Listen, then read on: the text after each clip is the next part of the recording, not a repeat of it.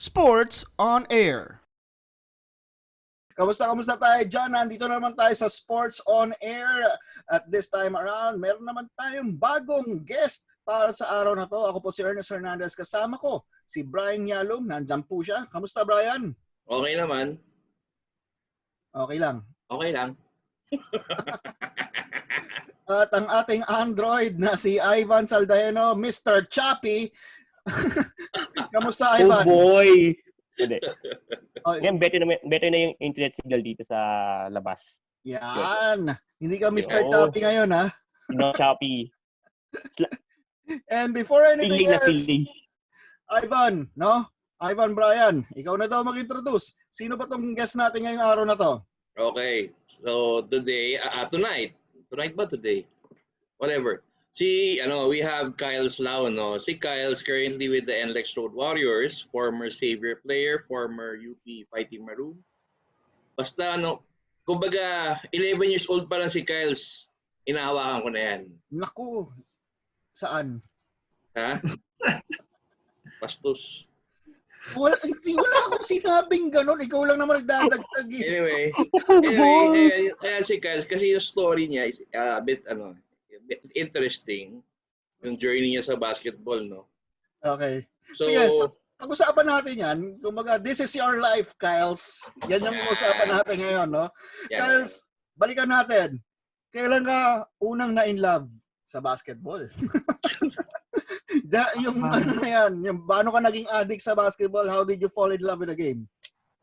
Well, ako kasi yung brothers ko kasi malaki yung age gap namin eh. So, technically when I was still young, yung brothers ko nasa Savior na sila. They were playing for high school yung competitive basketball for Savior na. So, technically all throughout my childhood days, I grew up watching them play. Even my dad used to play. So, parang every single weekend, I remember SBP pa ata nun, or Pasarel. Yeah, oo. Ito lang ako nun, nanonood na ako eh. Parang exposed na talaga ako to the game. So, syempre, pag exposed ka sa family mo at naglalaro ng basketball, so lahat ng things around the house, lahat ng things na ginagawa namin, included basketball. Mm. So, yun, doon ako nag-start na parang, doon ako, yun nga, yung quote na fell in love with the game. Kasi technically, parang innate na sa family rin namin yun na to love the game of basketball. Okay, growing up, Kyles, syempre, we have our basketball heroes, no? Sino ba yung mga basketball heroes mo from PBA, NBA, kung ano mang basketball leagues na pinapanood mo?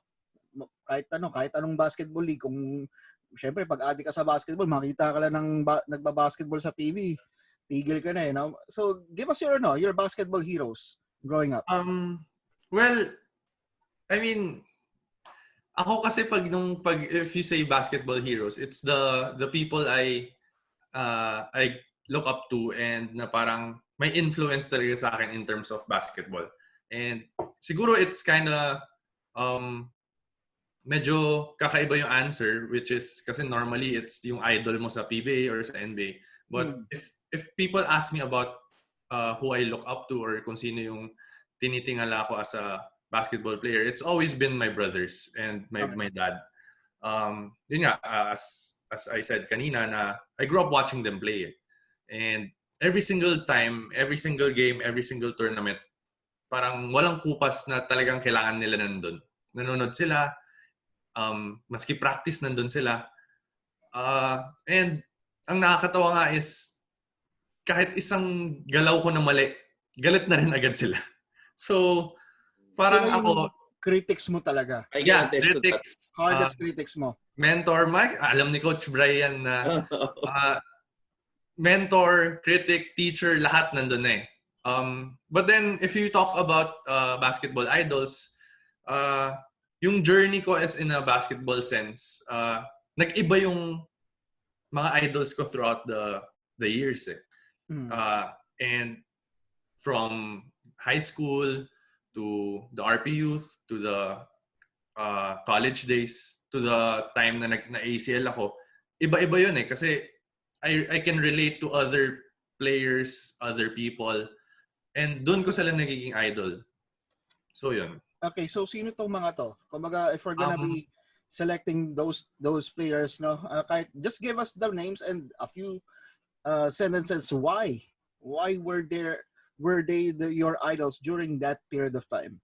Well, from sa high school, I mean, started high school and nung RP Youth, it's always been Dwayne Wade sa NBA and then Jason Castro in the PBA.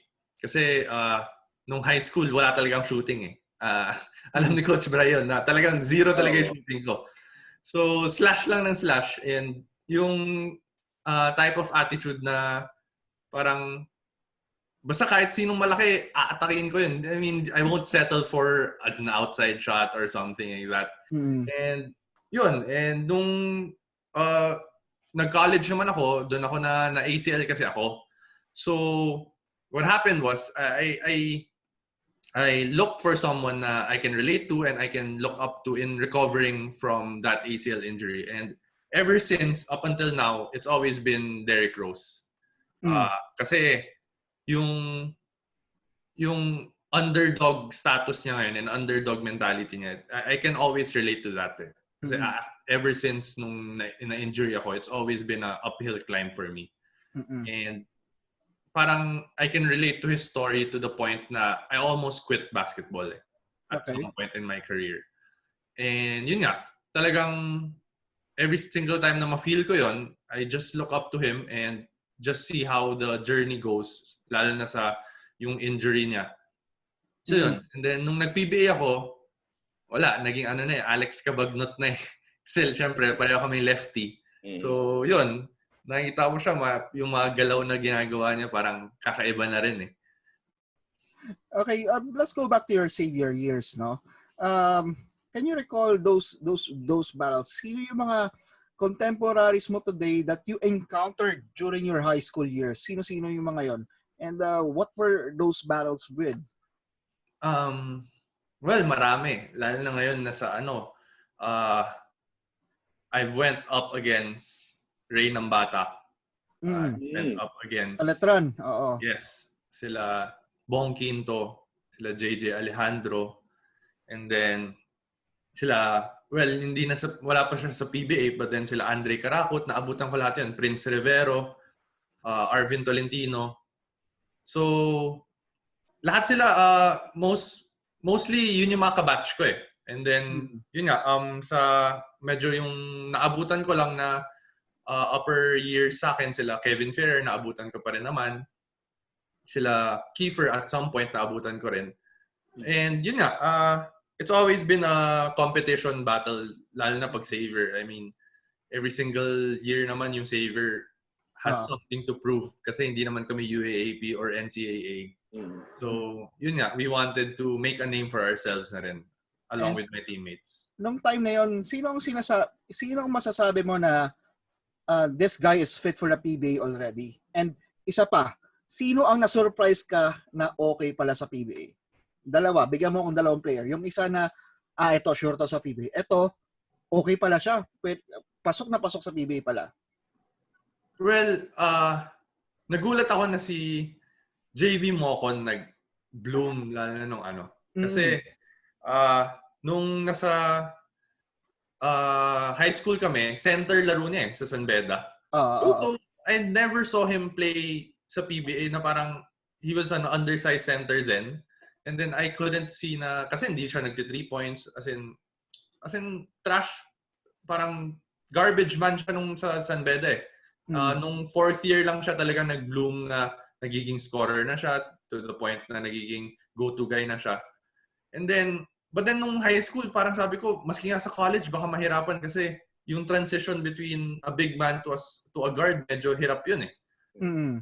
And then ngayon, nagulat ako na parang ngayon, legit 3-man na siya sa PBA. To the point na pag nagsiscouting report nga, it's always been a marked man talaga si JV ngayon eh.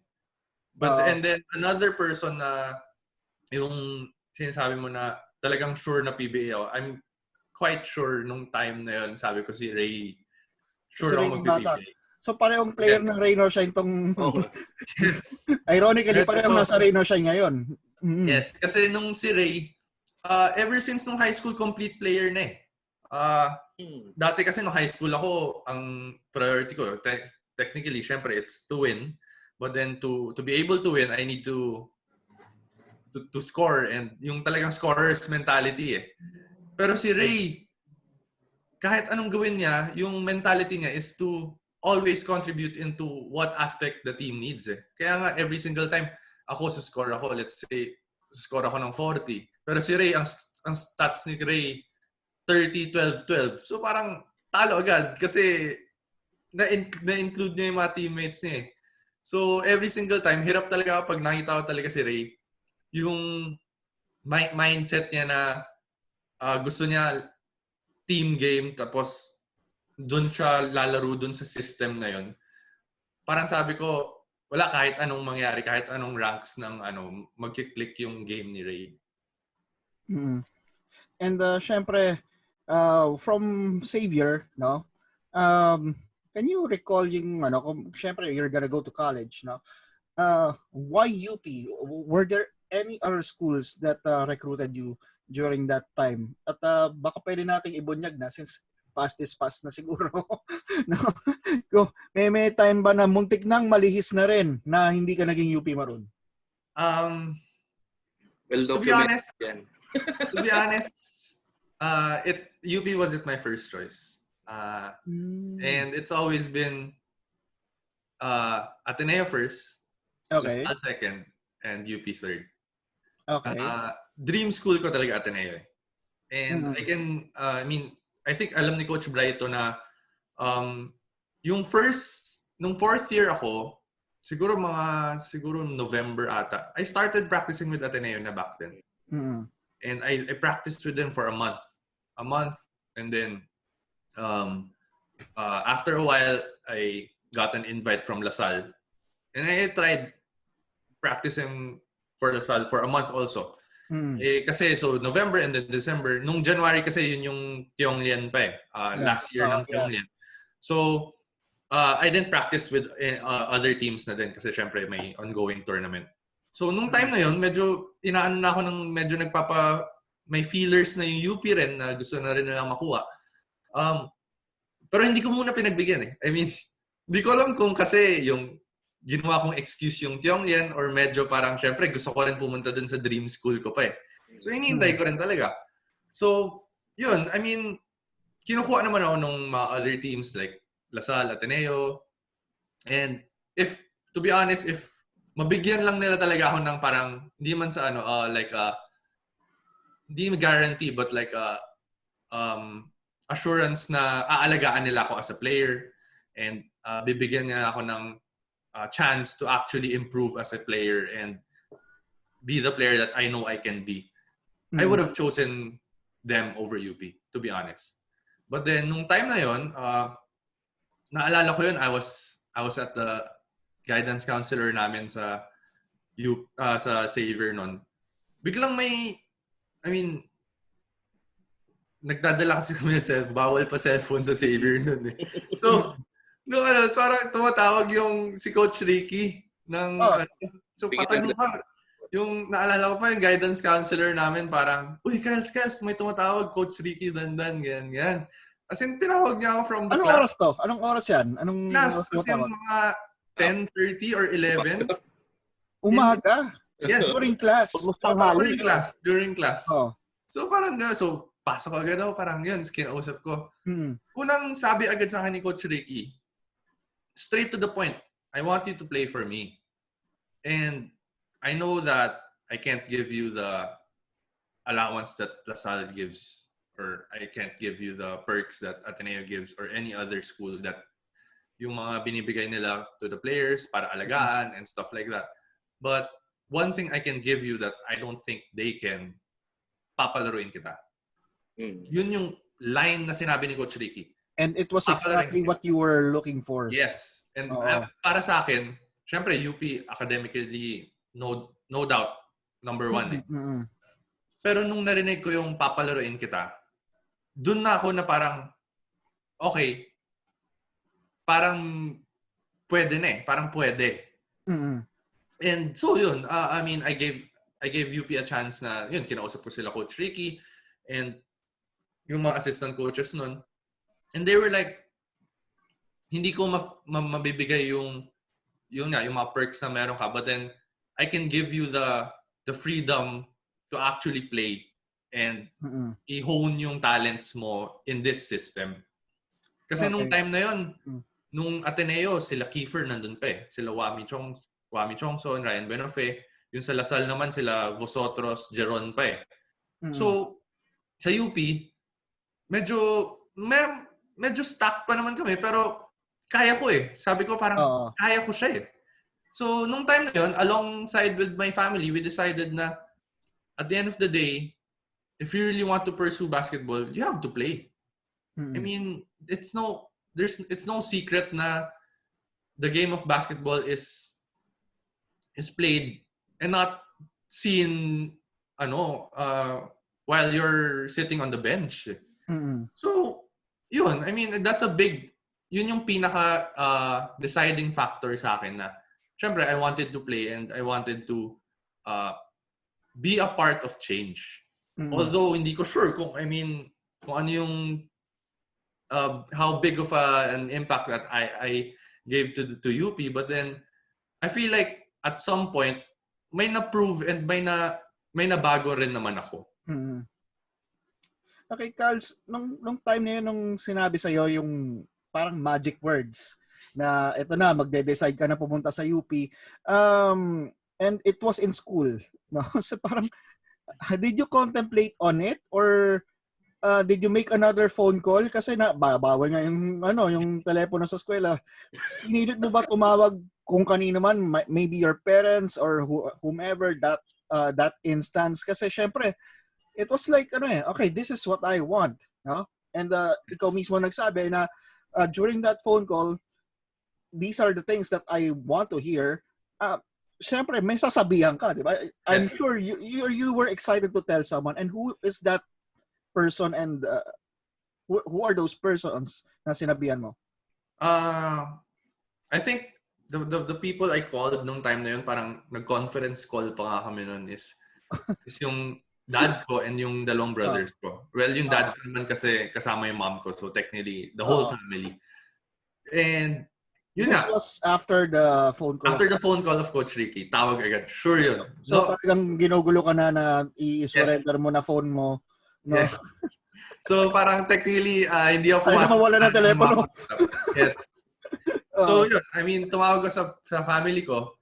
I told them what Coach Ricky told me, and then and then I told them na I wanted to hear what they want to tell me in real life. As in, syempre, through a phone call, medyo hindi pa ganun kayo yung detalye or like ano yung mga gusto pa nilang sabihin and like yung player development na plano nila sa akin. So I wanted to hear everything from them in real life. So I think after a few days, nag-decide na rin ako na, let's set a meeting na I'll go to the practice. Yan. So yun, I mean, eventually, nag-usap na kami nila Coach Ricky and with my family. Tapos, nagulat ako after ko, hindi pa ako nagko-commit sa UP noon eh. Pero, parang nag-practice na ako for a few times.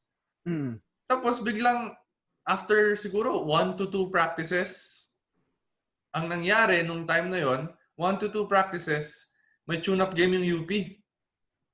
Tapos, pinalaro agad ako na parang, I think I got like 20 plus minutes out of a tune-up game agad. So parang dun ko na feel na, okay, alam ko na yung plano sa akin. And like, palaruin ka talaga. And so, after that tune-up game, dun na ako nagsabi na, I think the heart's in Diliman right now. Parang pinatikim muna sa'yo yung, yung magiging scenario mo dito sa UP. And usually, these are settled through dinners, lunch. Yes. Can you recall? I'm sure the players that I've talked to, yung ganyang mga usapan, naaalala nila kung saan yung restaurant na yon, Saan yung kainan na yon at ano yung pagkain ng araw na yon? Do you recall that? Paris. To be honest, wala. As in, for me, nung time na yon, the meeting was in UP. Sa CHK, yung dating CHK pa. And there was, I'm the type of person kasi na no drama, no nonsense. Just man-to-man talk lang. I mean, I don't need yung ibe-baby mo na kailangan mo yun sa buffet or hotel or something like that. Kasi para sa akin, parang it's unnecessary eh. I'm just here to play basketball. I'm not a celebrity or a politician or something that you need to please eh. So I wanted I just went to the practice before their practice I went to UP, and then before dun kami nag-usap, and there was no food, there was no meal, walang anything. It's just me and Coach Ricky, tapos yung family ko talking, tapos yun nga. I mean, straightforward. I guess ang lalim pa ng boses ni Coach Ricky, no? Kapag nagsalita, di ba? Parang imagine ko, gusto mo ba maglaro dito sa UP? Parang sakto. Pero eto, no? Yun. Pero si Coach Ricky, have you researched about the guy? I mean, alam mo, hindi ko naman masyado naabutan si Coach Ricky, but when I research about him and his history, his past, wow, maraming coaches look up to him. And yes. Did you know that beforehand na bago ka hawakan ni Coach Ricky, o nalaman mo na lang after? Beforehand, I was aware of it kasi my brothers are basketball fanatics talaga. So one thing I knew about him that came from my brothers was he was the reason behind the 5-peat of the Ateneo Blue Eagles. And siya talaga yung bumuo ng team na yun more than kasi siya ata yung athletic director, I think, or time na yun. And yun nga. And nung time na yun, I was for someone to build a dynasty like that in Ateneo, I am quite sure yung kaya mo ma-build sa isang team na UP, na konting tawid lang. Yeah, which is a state college also. Na I didn't doubt that. And I can actually say na it was evident also eh. Kasi at the end of the day, kung makikita mo yung teams na at the end of the dark days of UP, nung medyo nagpa-Final Four na kami or like muntik na kami mag-Final Four, yung core nung team na yun, it was Coach Ricky's recruits eh. Yeah. It was Paul, it was Jet, it was the other players, it was, nandun ako, nandun sila,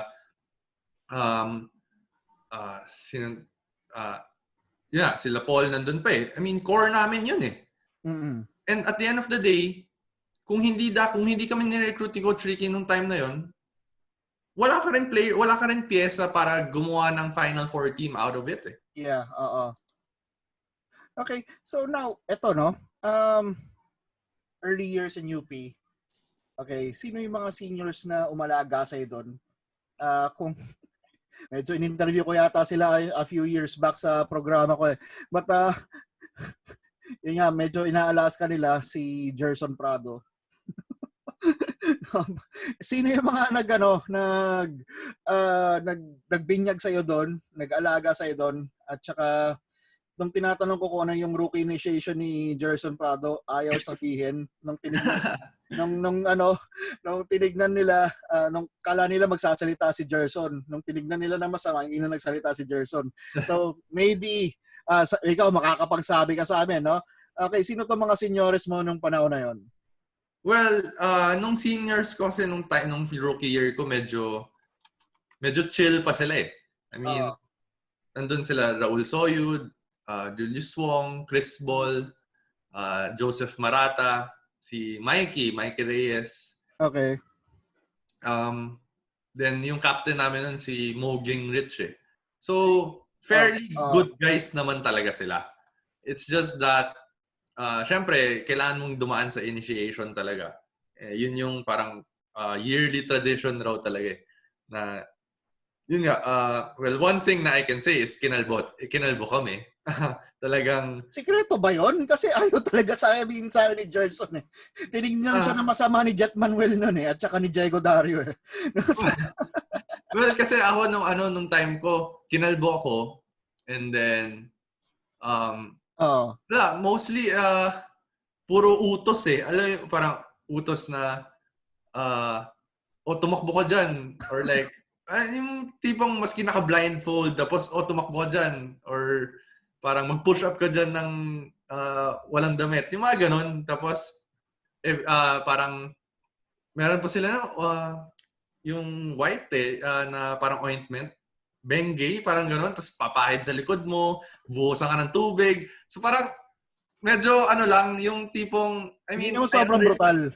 Hindi naman, but then I understand I mean, syempre, at the end of the day, it's still a team bonding rin eh. It's a team bonding moment. So, yun, I understand rin naman. Pero, I'm still thankful for the seniors that I had. Lalo na si Raul, which is who is my teammate right now. And then, si Julius Wong. Kasi silang dalawa yung nag-guide talaga sa akin. Not only in basketball, but also in academic yung processes and yung mga things that I have to go through to go be a better person in UP. Okay, baka may mga tanong kayo? O ako pa rin? Ako meron actually. Sige.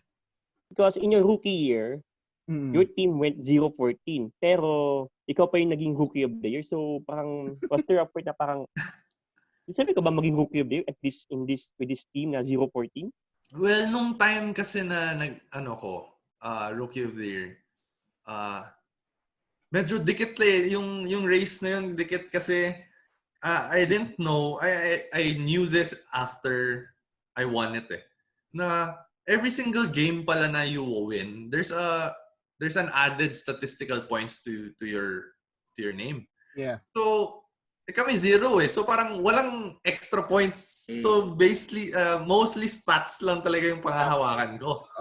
So, yun nga. I mean, I think I was going up against sila Axel Inigo nun eh, Robert Bolick and other players.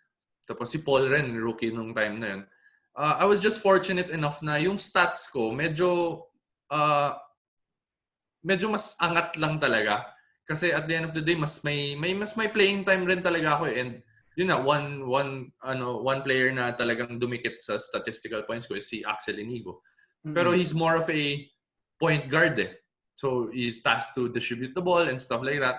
Pero ako, nung time kasi na nasa UP ako, nung kay Coach Ricky, I was asked to be the spark of the bench. Paminsan, magsa-start ako.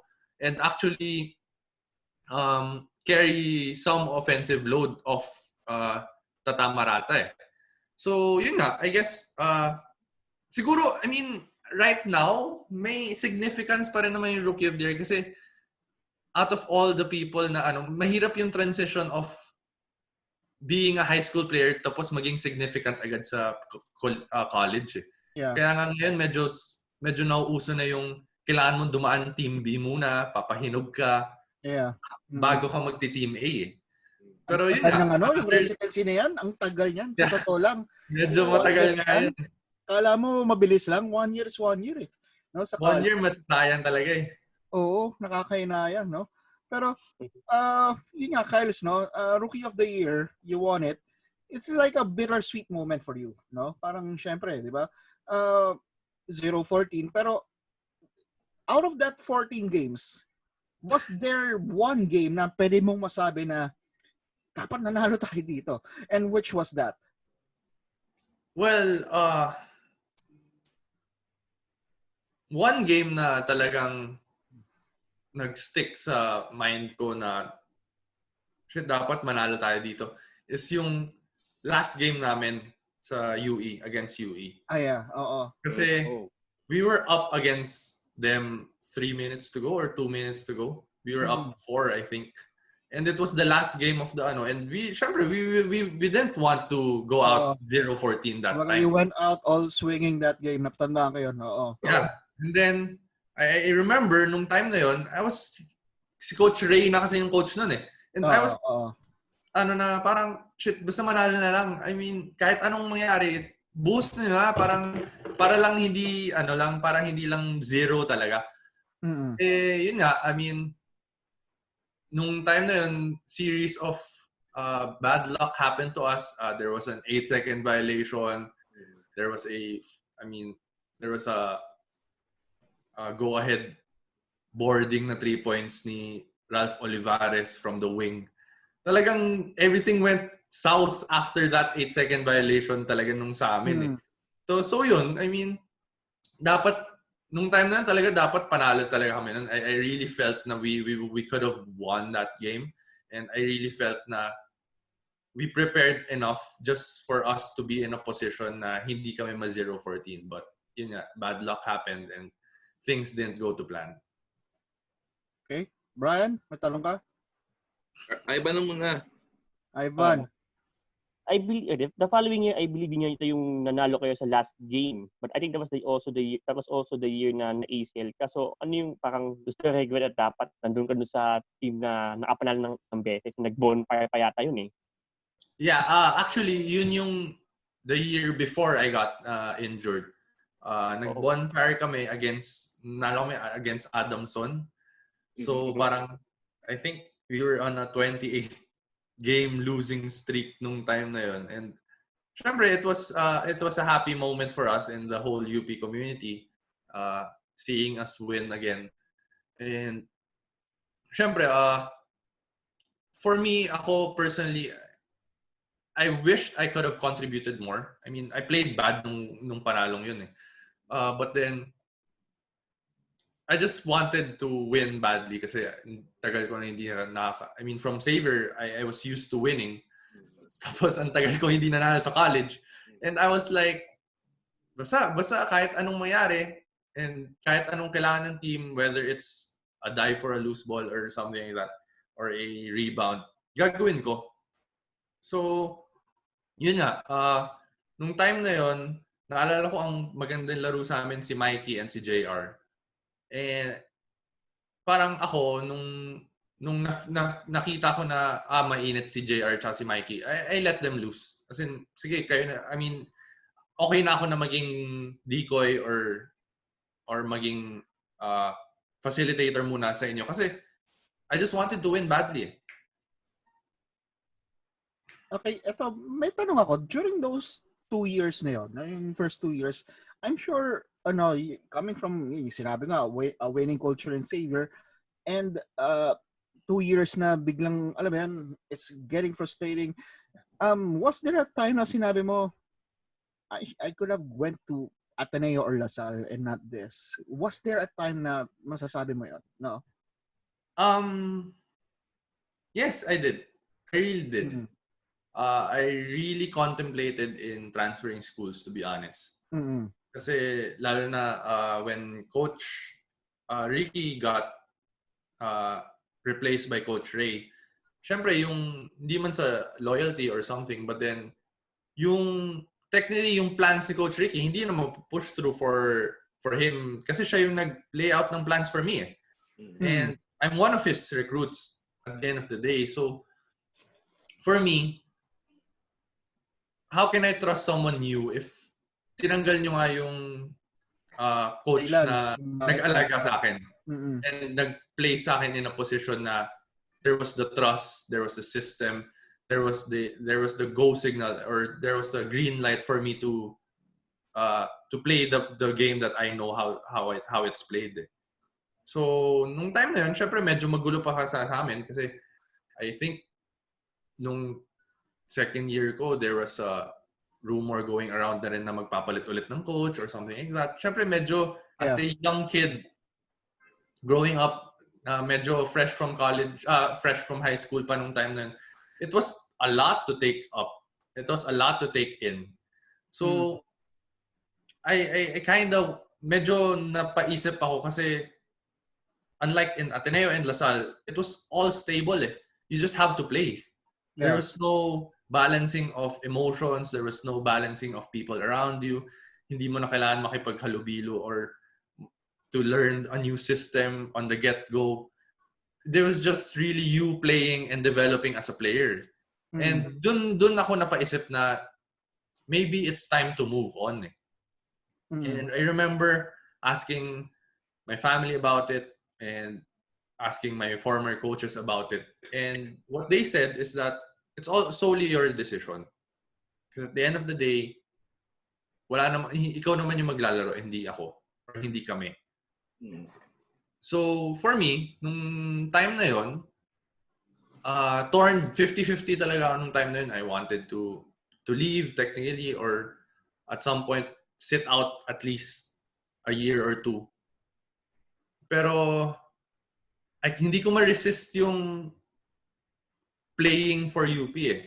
Hindi ko rin ma-resist yung technically I fell in love for playing. I mean, I know that we were losing, but at the end of the day, kahit anong mangyari, it was fun playing for UP.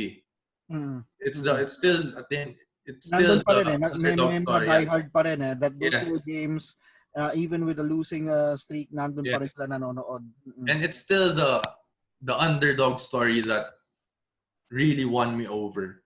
Na I wanted, I mean, ever since I was a young kid, I always wanted to prove something to someone. Kahit anong mangyari, how odds are stacked against me. I wanted to prove something na I can come out and be a better person after it.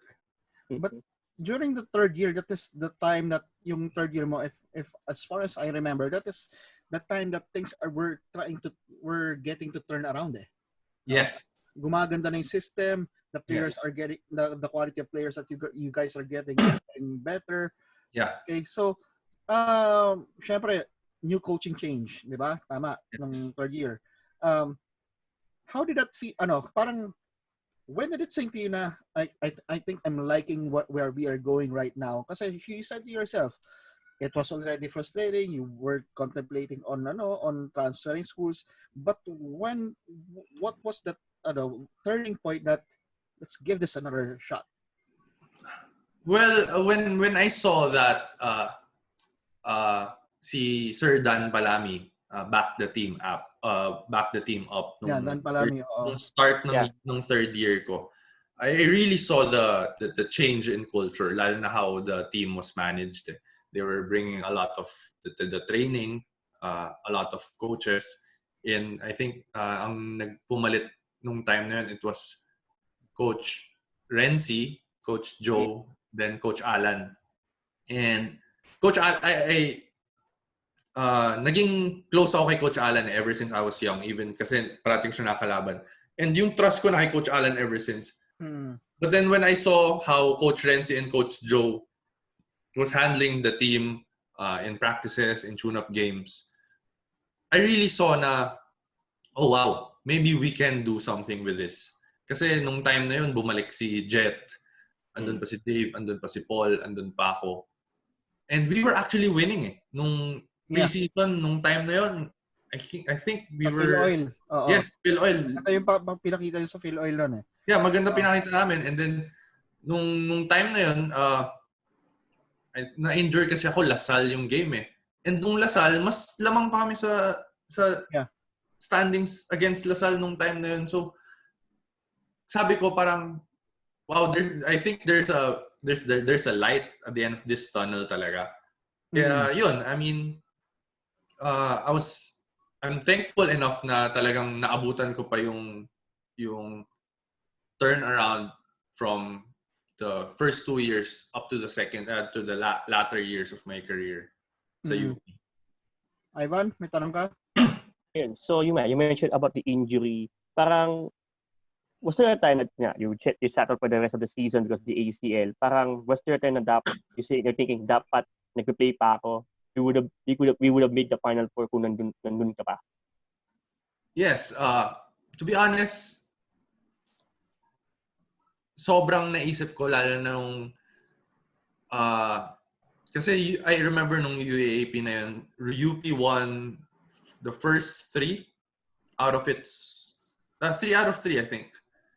Tapos yung 4th game nila, I think it was against UST. Doon pa nauso yung 3-0 kasi UST tsaka UP nung time na yun. Tapos it was yung headline pa nung time na yun, it was State versus Church or something like that.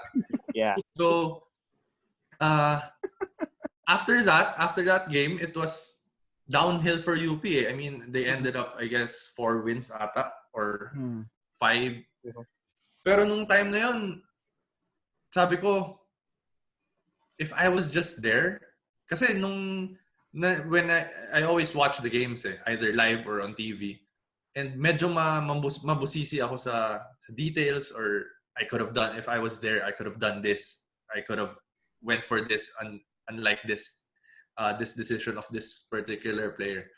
I thought na yung style of play ko man lang, and just an added scoring option sa UP nung time na yun was a big enough boost for us to at least man lang try and squeeze in for the 4th spot sa playoff. Kasi we were 3-0 nung time na yun nung sa UAAP, it's win 7, pasok ka na Medyo sure ka na sa 7 Oo, maganda na. Oo. And nung time na yun, syempre, 3-0, you need to win 4 more. Or na lang, di ba? Oo. And syempre, yung mga tao, at the end of the day, may scouting yan.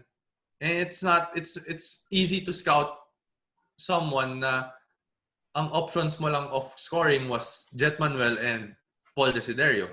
Mm-hmm. And I felt like nung time na yun, before I got injured, I was parang medyo nandun pa yung rookie swag ko na rookie of the year ako Kaya ko pang sumabay. I had a good second year myself So, I'm not saying na mas mataas ako sa kanilang dalawa or mas mababa ako sa kanilang dalawa. I'm just saying na I'm just as good as them. So, for me, yung mindset ko na ganun, I just felt na we could have won something if I was there, or at least contend for something. And now ito yung from your UP years, and yun nga yung mga kasama mo sila Paul Desiderio to be honest, before you guys came getting recruited from UP, parang it's only a handful, kumbaga bilang na bilang sa daliri. And now when you say you are a UP Fighting Maroon, magandang it's a good chance na okay yan. Kumbaga dati, it's not a place that you want to recruit basketball players going to the pro. Now this time around, and in effect, the higher tier high school players are coming into UP right now. Yes, and how do you feel na na siguro kumbaga masasabi natin, you guys were the foundation of that, Kumbaga kung medyo tumagal-tagal pa ng konti, kung lang magkakasama lang kayo more time, you can won more, and maybe even seal the much coveted championship. So how do you feel that the UP after all these years, bigla na siya nagiging recruitment professional recruitment place for future PBA players? Well, syempre, masaya ako for UP. Lalo na for the die-hard fans of UP. Kasi ever since, maski hindi kami nanalo, they were there. So I just wanted them to actually have that feeling na they have a team that they could be proud of. Whether I'm there or whether it's a new guy or it's a new era. I just wanted UP to win badly para lang matanggal yung mindset na it's okay to lose. Kasi it's never gonna be okay to lose.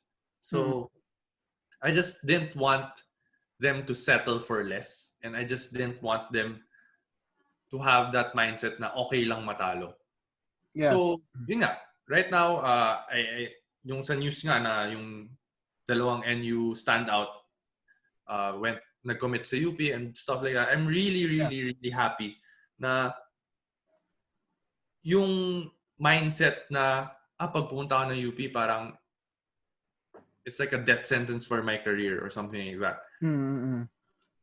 Buti lang nawala na. Kasi for me, nung time na yun, maski ako, admittedly, UP is my third choice Yeah.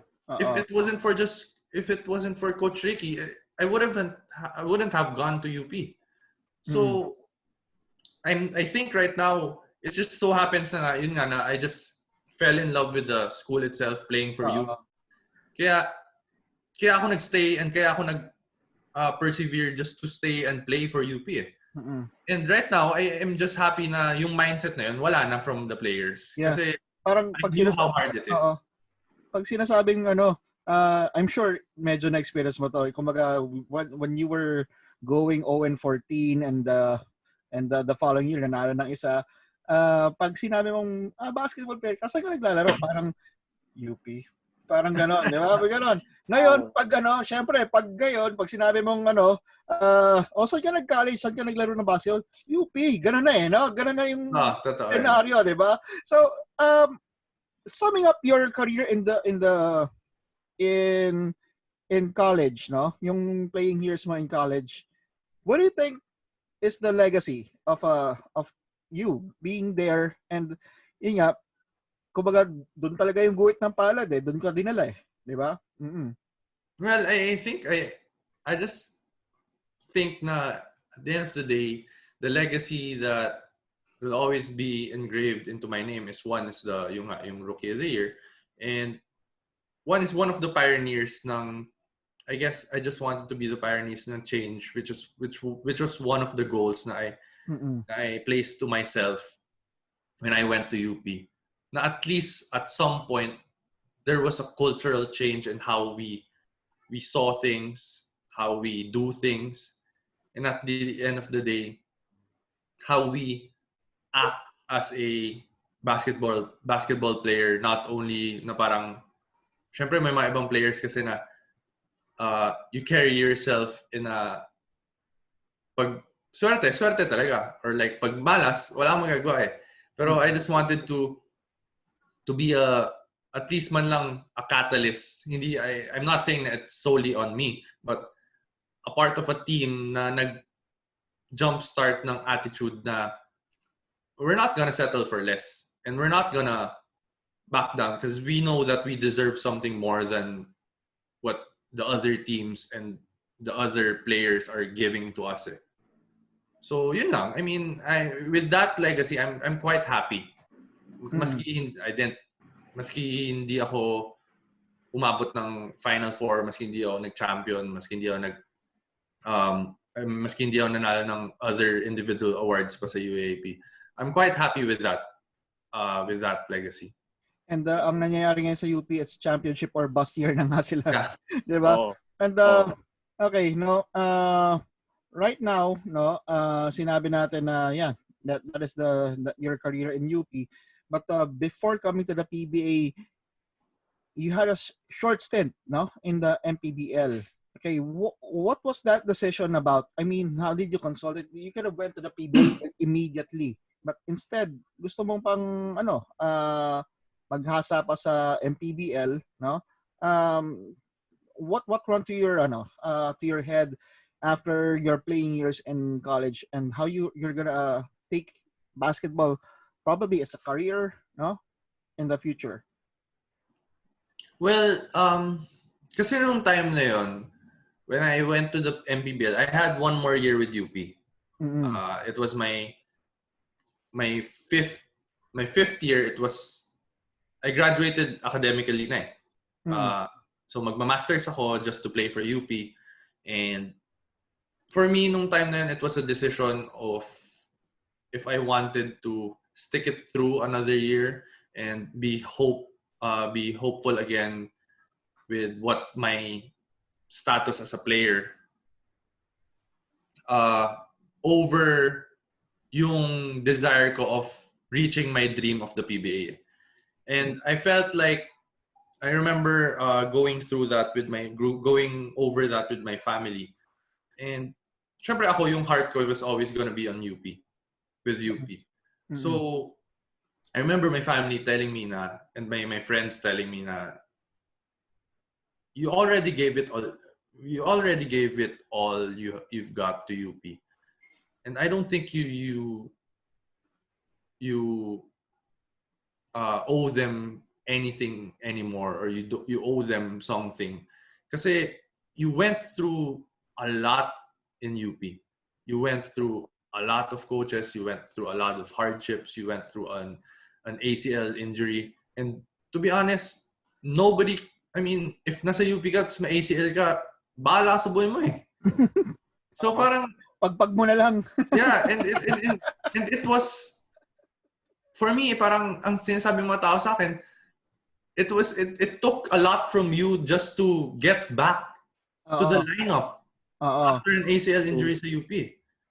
And you still stuck it through maski you were riding the bench in your third year, fourth year. You were still ready to play whenever your number is called. But at the end of the day, if you really want to reach your dream and be the player that you always wanted to be, I think it's time to change paths. And for once, sabi ng family ko rin, for once, be selfish on your own. And go with what you want. Yeah. So yun. It's not about others anymore. It's about yourself this time, di ba? So doon ako nag-decide. The MPBL. Okay, playing for the MPBL, it's the Manila Stars, no? Tama, di ba? Yeah. Run us through that experience, no? And if you had it your way, parang feeling mo ba eto nakapag-prepare sa akin to para makapasok ng PBA? Personally, yes. Kasi it took a while for me to get my game back. Lalo na na ACL ako. It took di ba, pag na-ACL nga daw, yung mga ganyang klaseng injury, it's not the body, it's the mind. The mind, yeah. That has to heal. Yeah. So it took a year for my body to heal, but it took twice as much time for my mind to get back into the mindset I had before. Yung type of confidence and yung type of mentality na I had. It took a while. So, even though I can tell you na I could have done more and I could have contributed more sa UP, yung third and fourth year ko sa UP, I can honestly tell you na I wasn't 100%. I was just around siguro 70 or 80 at max. But I could have contributed more if kasi ever since ako, I pride myself of wanting to be a smart player rather than a high flyer or an athletic player. And kahit si Coach Bry malalaman to na it's always utak eh. Kasi the game will always be a game of reads and a game of counters. And you do that by exercising your mind and through your basketball IQ eh. So ako parang nung nag-MPBL na, dun lang ako na, kasi si Coach Philip Cesar yung coach namin sa Manila nun. And old school talaga yung practice niya and yung pamamahala niya ng team. To the point na ang warm-up namin, boards. As in, 10-minute boards, tapos end kami ng practice, boards pa rin. So, yung katawan ko, nasanay na takbo lang ng takbo, kondisyon.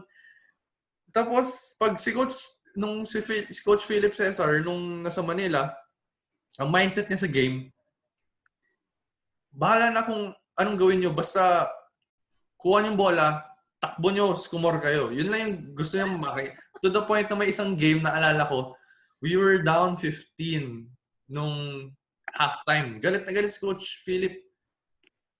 I was lucky enough na I was teammates with a lot of good young guys also, which is Chris Bitoan and Aris Dionisio. So, ang utos niya sa amin nung before we went to the third quarter, sabi niya sa amin, wala akong pakialam kung hindi sumama yung dalawang kasama niyo sa fast break. Basta pag nakascore sila, kunin yung bola, atakin niyo, i-up niyo kahit anong mangyari. So, nung time na yun, parang ako, wow, this guy just really wants us to actually attack the basket, which was my game before.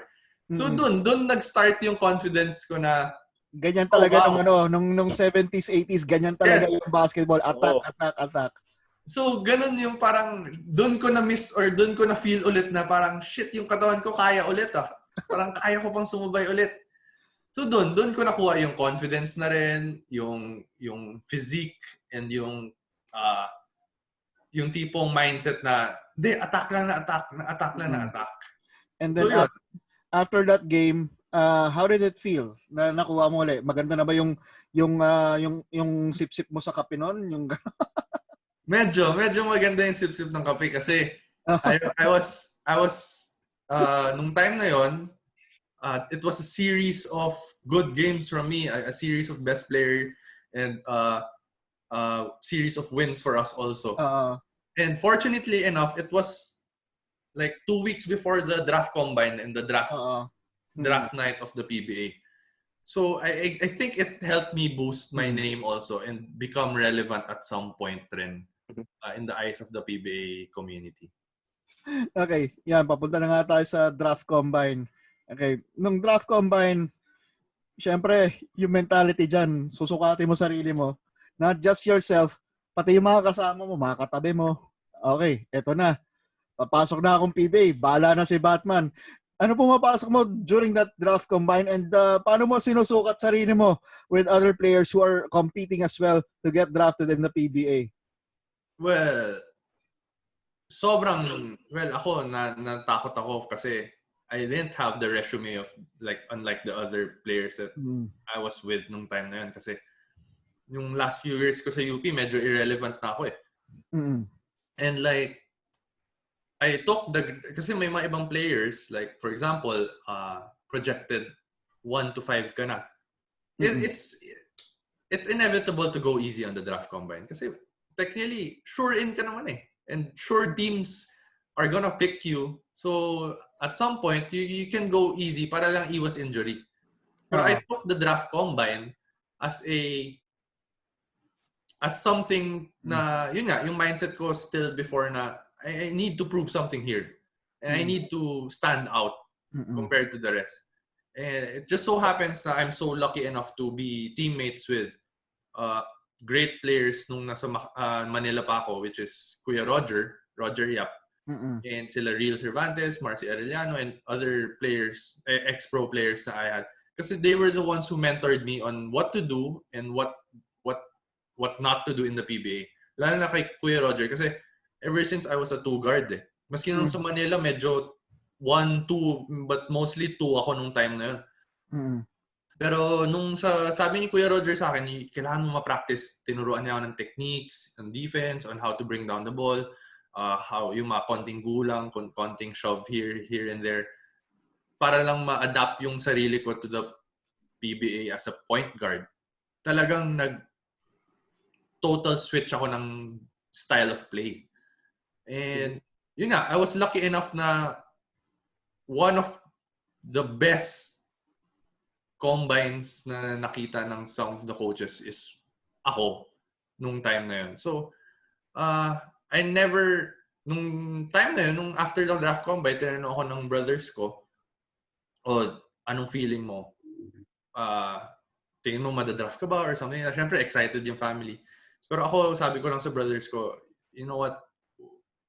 Madraft man ako or hindi, I can honestly tell to bihira mo kasi masabi personally sa sarili mo na I gave it my best and binuhos ko na lahat eh.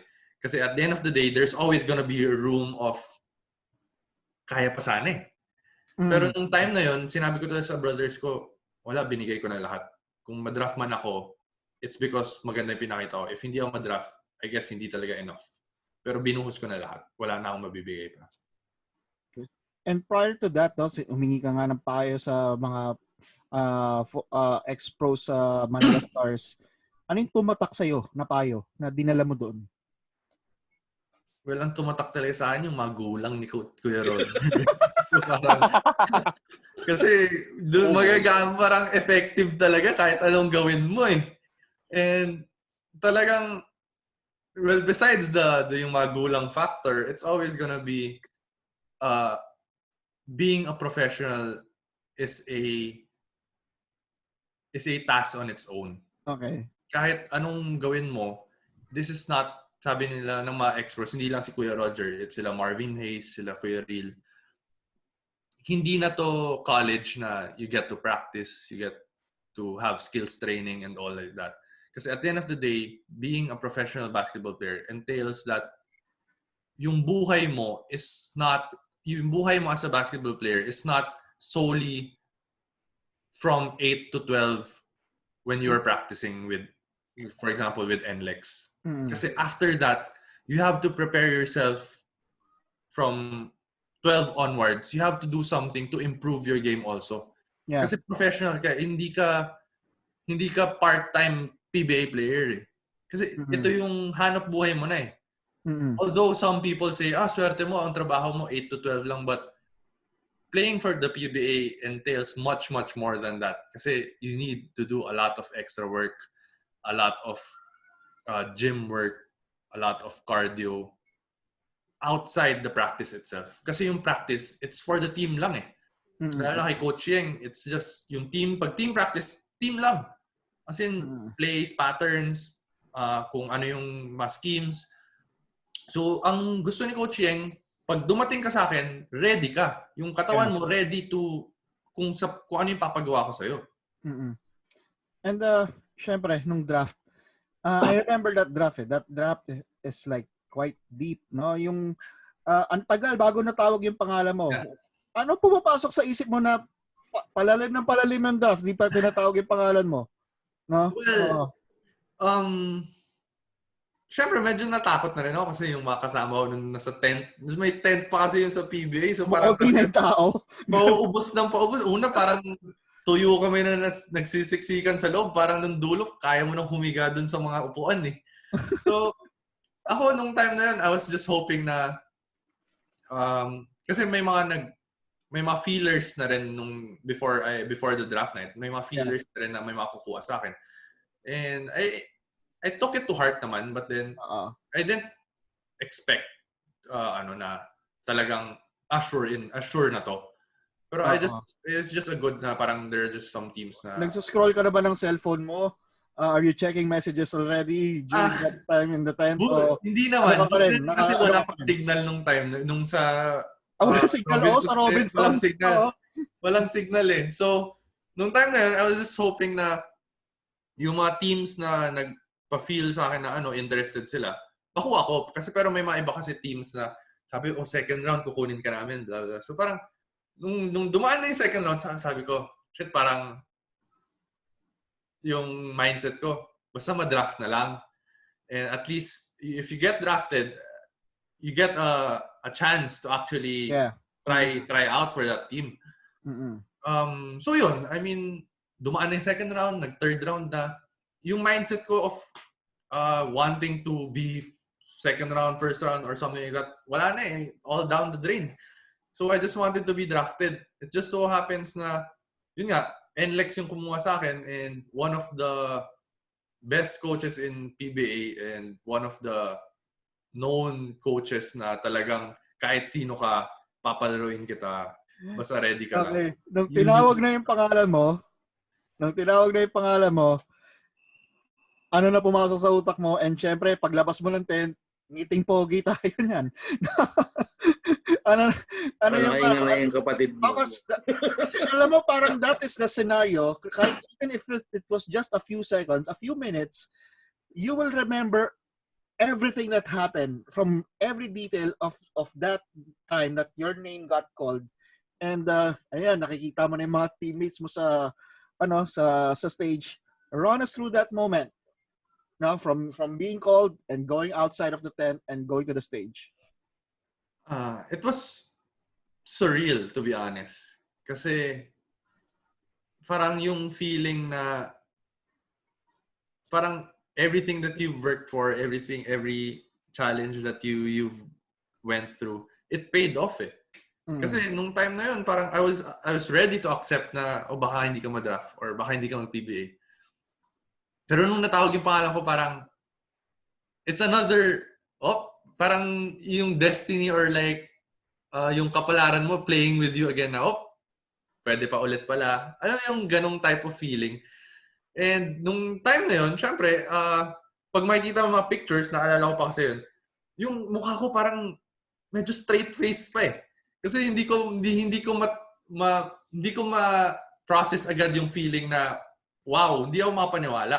It's not parang niloloko nga ako ng mga teammates ko before na, oh, bakit ka malungkot? Kasi ba third round ka, ganyan. Sabi ko, no, it's the exact opposite. It's sa sobrang saya ko, hindi ko ma-process. To the point na, syempre, nung nagkakamayan na dun sa stage, magpipicture, nagsasmile ako, parang nagka-cramps yung jaws ko kasi parang hindi ko yung feeling na na-draft ako and yung saya na feel ko nung time na yon. Ang hirap po kasi pangitiin. Ng bata ka pa lang, hirap yung pangitiin. Hindi talaga, seryoso talaga ako. Hindi talaga ako smiling face. But if you only knew, tawag na tawag sa akin si Louie. Nung draft day na yun, talagang hindi ako nilantanan noon. Talagang kinakabahan siya for you. Yun nga eh. Kasi yung kuya ko parang, sabi nga ng parents ko, mas kinabahan pa yung dalawang kuya ko sa I akin. can attest to that. Sigurado, totoo yun.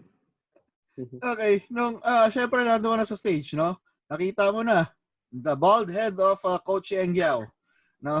Okay, isuot na yung jacket sa'yo. May sinabi ba nung time na yun? Do you remember those words? May mga binulong ba sa'yo mga teammates mo, future teammates mo during that time? Well, ang sabi lang sa akin, naalala ko lang si Kevin, yung unang teammate kasi na nag-approach sa akin. And I got drafted kasi with Paul eh. Si NLEX kasi si Paul nung unang time before he got traded. Yung unang sabi sa akin ni Kev, sinabi sa amin ni Kev is, ready na ba kayo mag-practice? Kasi we got drafted Sunday. We got practice Monday morning. Wow. And nag-extend yung draft up until mga 9 or kasi nag-dinner pa kami tapos kausapin pa kami ni Coach Yeng. So, yun, tinatakot na kami na parang, handa ka na bang mamura? Handa ka na bang masigawan? Yan. So ako parang nung time na yun, di ko alam kung handa ako eh. Kasi parang, kaka-draft ko pa lang, gusto ko munang sumaya sana. Pero yun pala, practice na tayo bukas. So parang, okay, no time to celebrate. Back to work talaga. And eventually, nag-practice ka talaga the next day? Yes. Practice the next day at 7 a.m. Sa sa Ateneo Gym, tama? We were practicing at Meralco nung time na yun kasi Meralco. court namin sa FC. Okay. And then, syempre, being a third round pick, you have to, underdog mentality ka na naman, no? Looking back at your career, you have been an underdog, no? Yeah. But you have your glories, and now you have to fight for a contract kasi as a third round pick, you're not guaranteed.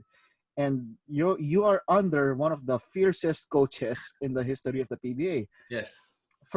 Run us through the first practices and alam mo yan, parang ninervous ka ba na ano ba to? Baka hanggang draft lang ako, makakuha kaya ako ng kontrata dito. Yan. Run us through that kasi parang hindi pa kasado talaga yung PBA career mo, no? After getting drafted. Well, that is true kasi yung one of the advice that I got also from yung mga ex-pro teammates ko sa Manila was it's one thing to get drafted but it's another thing to get a contract. Mm-hmm. And it's another thing to actually play. Yeah. Kasi like for example, ma-line up ka or something but if you don't play and you don't have that GAB license of the PBA, you're not counted as a pro. Yes. You're not counted as a part of the NLEX PBA team. So, immediately after getting drafted, the goal was getting a contract. It's not about getting to play or playing in the PBA. It's just getting a contract. Parang yung mata mo ngayon sa mga teammates mo, ka-competition ko sa sa roster spot. Yes. So, the mindset was always going to be, for me, I always saw it as a tryout. Kasi, kahit anong mangyari, yung teammates ko, they were just practicing just for the sake of practicing. Kasi they were already in the team eh. May kontrata na, nag-aalaga na lang ng katawan. Yeah. Ako naman, I'm practicing to get into the team. So I needed to do something more and do something nakakaiba. And I remember nung first few practices, si Coach Yeng kasi medyo busy nung time na yun. He was with Gilas and he was running for a government position nung time na yun. And he heavily relied on the opinions of the assistant coaches. So yes, sila Coach Jojo. Oo. and I got close to one of our assistant coaches, lalo na si Coach Ado.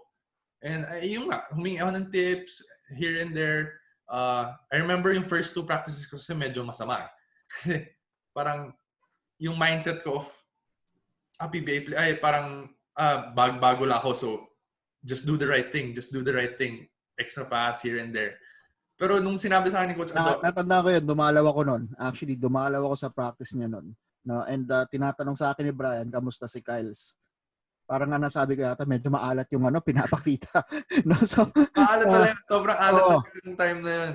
And sabi sa akin ni Coach Ado, by the 3rd practice, sabi niya, for once, maging selfish ka ulit. Think of yourself first. Kasi yung mga teammates mo, wala ka na silang pakialam. Kasi nandyan na sila eh. Totoo yan. Ikaw, kailangan mong magpakita, lalo na kay Coach Yeng, and lalo na sa mga assistant coaches, kasi kami yung magbibigay ng advice na, Coach, okay yan, kunin natin. And nung time na yun, doon ako nag-mindset na, okay, bahala na, basta magawa ko lang yung gusto ko ulit, just like how I just wanted to makuha ulit yung feeling nung na-feel ko nung draft combine na basta magawa ko lang lahat ng gusto kong gawin and yung kaya kong gawin, masaya na ako doon, makuha ko man yung contract or hindi. So, nandun ulit yung mindset ko na sige, buhos mo lang, bahala na mangyari. So, yun. Fortunately enough, yung last 3 practices ko, ang ganda nung laro ko nung time na yun. I guess, may nakita si Coach Yeng na maganda sa akin, may nakitang upside to what I do. And nabigyan ako ng chance. Pero nung first 2 talagang tipong palaruin mo ang isang high school player sa isang college team. Ganun yung itsura ko.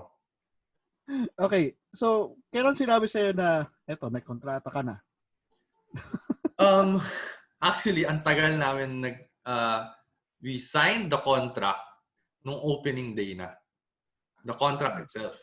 Gano'n ka, yung anxiety mo, yes. pero wala pang sinasabi sa'yo na, parang ikaw, hindi mo pa kinakount sarili mo na part of the team unless you sign a contract. Yes, for me it's the yun yung mindset. Pero, kasi nung yung time na we got to practice, binigyan lang kami ni Coach Yeng ng 1 week 1 week to show your worth. Then we'll tell you if papabalikin ka namin or hindi. And nung time na yun, Christmas break. So parang medyo ang tagal. So parang ang tagal parang hindi nga ako masaya nung Christmas eh. Kasi naalala ko parang si Boss Mon Celis, December 26 siya nag-text. So ako parang nung buong December 25, parang shit, bibigyan ba ako ng text na to na papabalikin ako sa practice man lang? Ang tindi nyo nga sabi ko nga nung pinapunta ako sa practice nyo, malapit na magpasko ha. So parang gano'n, yun. So eventually, binigyan kami pinabalik sa practice. So yun, practice na ng practice. Ang sabi naman ng mga teammates ko, basta pinapapractice ka, tuloy mo lang ng tuloy. Kasi hanggat hindi ka sinasabihan ng tama na, okay lang yan. You're in a good spot. Kasi may mga iba na cut na sa amin eh. Ang natira nung time na yun, it was Chris Porter, Paul Varilla, and ako. So, antindi. Matitindi pa yung kalaban mo. Parang ako, sige, practice na practice. Eventually, nagkaroon ng tune-up games, nagkaroon ng mini tournament nung time na yun. And, nasasali naman kami. Pinapalaro kami ni Coach Yeng. And I remember yung first tune-up game namin, sobrang kabado ako. Kasi hindi ko alam kung papalarin man lang ako. Hindi ko alam Sino nga kalaban yun? Yun ba yung nasugatan si Yusuf Taha? Yes, that's the game. Nandan din ako. Yes. I was there. Oo. Si Yusuf Taha nun. Ano nangyari doon? Di ko lang alam si Poy ata or si Raul yung nakatama sa kanya nung time. Di ba si JR? Si JR yung isa. Di ko alam ang daming injury nun eh. Ang daming tinamaan. Unang scrimmage nyo, grabe. Sabi ko, ang daming tinamaan. I think, Ernest, I think ito yung naduguan din si Troy Rosario yata eh. Yun, Si Troy din. Si Troy JR ang yung nakatama kay Troy. Oo, si JR nakatama kay Troy. Tapos kita mo talaga, yung kamay may lumalabas na dugo. Tama. Wild yun, no? Yun. So, sobrang kabado talaga ako nun kasi pagpasok ko pa lang ng court, sabi pa sa akin, naalala ko, nagkakabalyahan na. Oo, parang sabi pa sa akin ni Coach Ado kasi medyo naging close ko siya nung nagta-try ako. Sabi pa niya sa akin, basta yung tamang desisyon lang, ganyan. Pagpasok ko, unang bumabantay sa akin, Roger Pogoy. Sabi ko, parang hindi ko alam kung paano ko gagalaw eh. Parang half court pa lang nakabantay sarado na. So, eventually nakascore ako. Alam ni Coach Brighto, pag nakascore kasi ako, iba na yung tindig eh. Parang iba na. Yung ano na. Nag-iba yung laro ko eh. Unang shoot talaga, oo. So, yun nga, nakascore ako. Pero ang problema sa defense, ang problema ko doon, ang bantay ko, Jason Castro. So parang sabi ko, parang baptism of fire agad ako dito. Eh naalala ko nung time na yun, ang sabi sa akin ni Kuya Larry, si Coach Yeng naman, hahayaan ka lang maglaro, lalo na tune-up game. Kasi bago ko pa lang eh, hahayaan ka niya magkamali, ganyan. Isang time na yun na parang may foul to give kami, si Kuya Jason yung may hawak ng bola. So sabi ko pa, may foul to give. So gumanon pa ako. Sabi, oo, meron. So tinatry ko i-foul si Kuya Jason. Eh, ang bilis. Nakascore. Hindi mo mahuli. sabi ko, and narinig ko na si Coach Yeng sa ears ko na sumisigaw. Nagmumura na eh.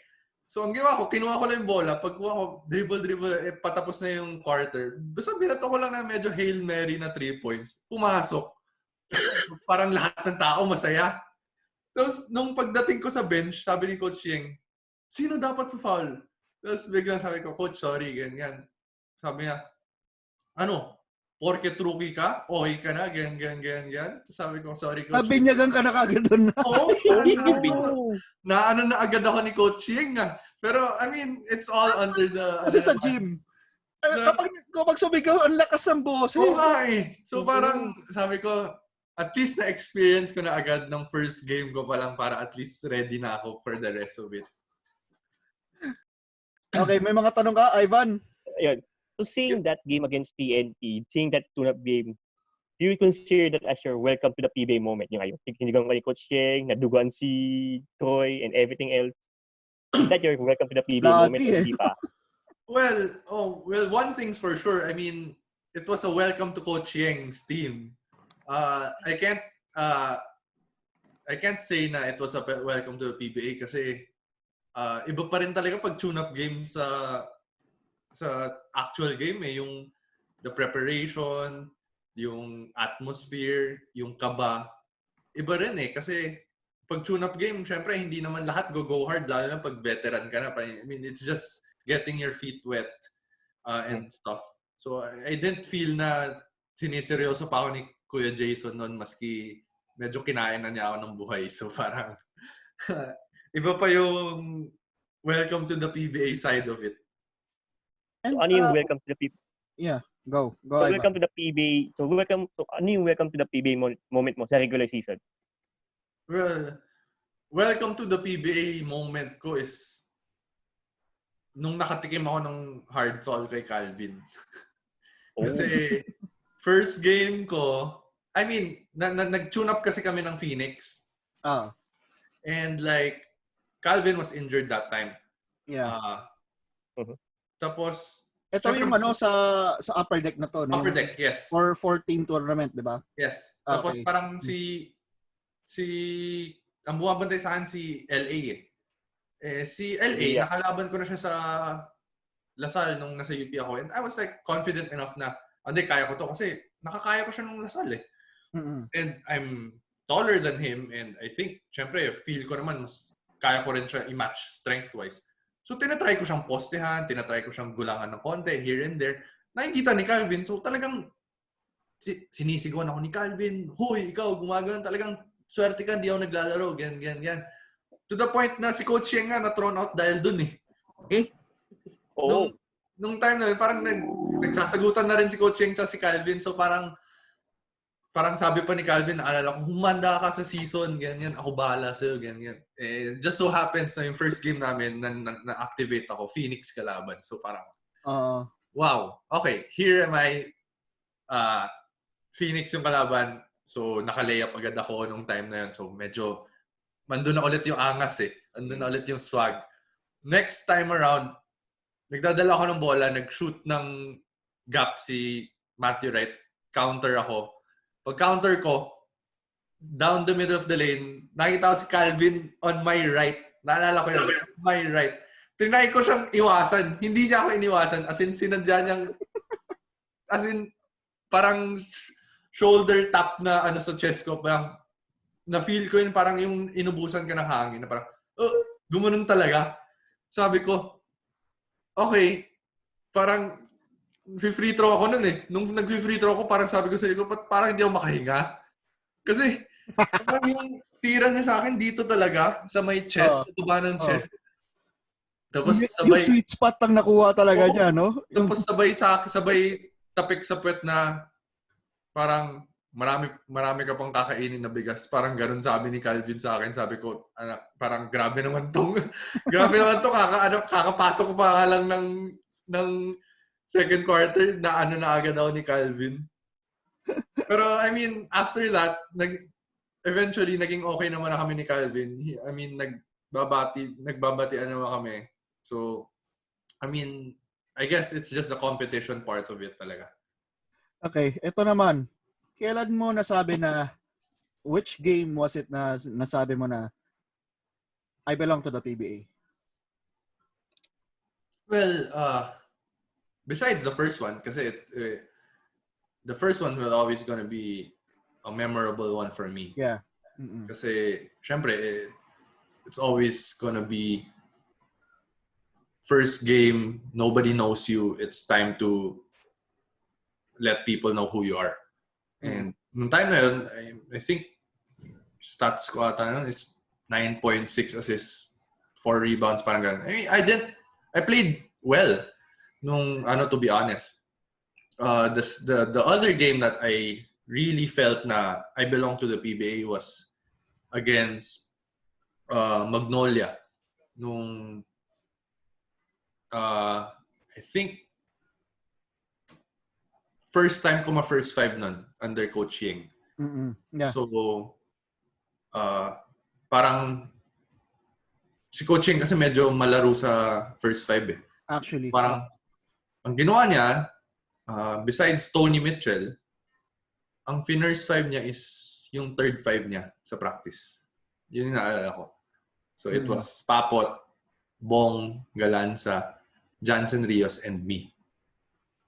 So, parang sabi ko, wow, first five ako. So, parang, syempre, parang everybody in the team was, ready kayo agad. Parang, kasi pagpasok nyo, baka may kailangang habulin. Kasi, syempre, third five against the first five of the other team. Magnolia pa yung kalaban mo. Medyo malakas yung first five nun.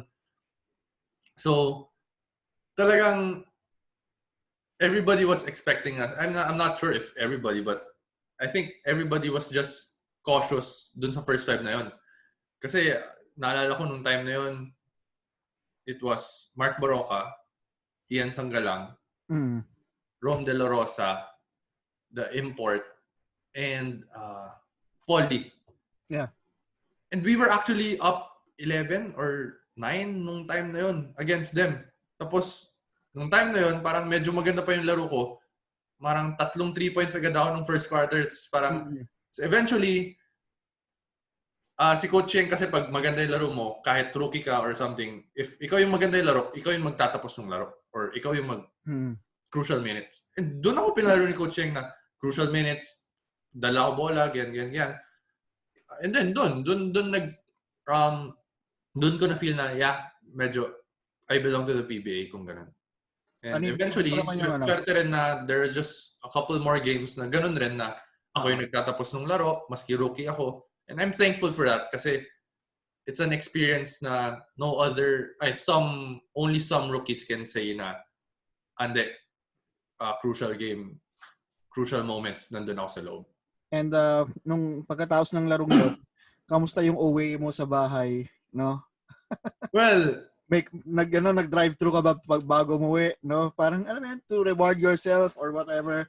well, No? ang ano kasi, family ko, it's all they were always supportive. So, pag pangit laro, diretso bahay. Pero pag maganda laro, katulad nung mga games na yun, kain tayo maganda. As in, sa First game yun, moment. di ba? First game kayo nun. Tama? Yes. Oo. So may oras pa kumain. May bukas oras pa pa. kumain. Actually, maski yung Magnolia game naman, it was the second game. Oo. Naalala ko, kasama ko pa best friend ko nun. Yung first time manood yung best friend ko nun. Parang natapos kami, kasi talo kami nung time na yun eh. Pag si coaching, pag natalo, parang yung huddle, parang medyo tumatagal ng... Matagal. So parang... Kami mga media nasa labas, third quart, 30 minutes namin inaantay. So yung natapos yung game, 9, lumabas ata kami, 10:30, parang ganun. Oo. So, since maganda naman yung laro ko, although talo kami, wala, kain pa rin sa may dampa, dun sa may seaside. Sige, kain, order ka lang, kuhain. Hindi, medyo masarap naman yung kain, although talo. Pero, yun nga, masaya rin naman na I got to say na kaya ko sa PBA. At yung tulog mo nun, ramdam na ramdam mo. Oo, sure yun, sure. Diba? Pagising mo, di ba? Parang pagising mo, yung kape mo, maganda yung sip-sip mo sa kape. Yung tipong parang nanalo pero hindi talaga eh.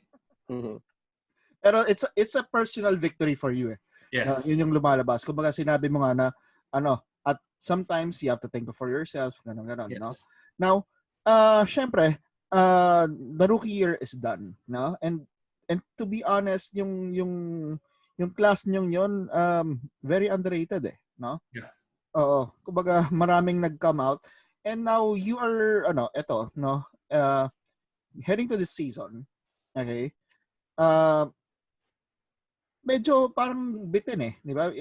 Every year that you're in the PBA, you gain experience at ikaw naman ang may mga rookies na papasok sa inyo, no? And you were in that position before.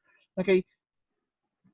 Run us through kasi this season hindi ka nakalaro. Ang nakalaro lang Magnolia at San Miguel tapos natigil na eh. Di ba? And this is a team na last year yung Kevin Alas at saka Kiefer Avena hindi laging hindi nagsasalis eh. Yeah. May pilay, ganon, no? And this is a time na medyo mas kompleto na kayo. Yeah. Mm-mm. Well, as a team, feel ko naman we're competitive enough. Although nawala sa amin si Poy, which is a vital piece for us.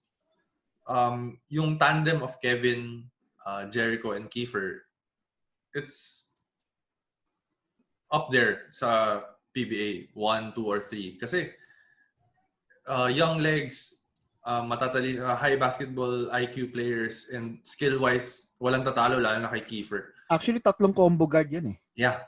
So anyone can play point, anyone can play shooting guard. True. And I feel optimistic lalo na for the team na talagang kaya namin mag-contend. Kasi we've shown it last conference. We were actually number 1. Medyo nasilat lang talaga nung against Global Port. Pero hopefully, we can cover up the grounds na Poy left. Lalo na sa center position and sa yung defensive end. Kasi talagang anchor namin sa defense before was Poy. But personally naman, it's another challenge for me. Kasi yung position ko as a point guard or like a guard sa amin, medyo napupuno na ulit eh. Kasi there's the 3 guards that I've mentioned. There's Philip Panyamogan. There's our number 3 pick, which is Mike Ayon. So, syempre, it's not parang medyo at the end of the day, number 3 pick yan. May ibubuga rin yan. And I'm quite sure Coach Yang will really, really want to give him the time that he deserves and he needs as a rookie 3rd pick. So, yun. For me, right now, I'm not sure rin naman kung kasi for Coach Yang, hindi mo rin masabi kung saan ka lulugar eh. Na kung asan ka or something. Kasi para kay Coach Yang, wala namang star player eh. Yeah. May mga games nga na si Jericho third quarter na papasok or si Kevin third quarter na papasok. May mga games na ganun eh.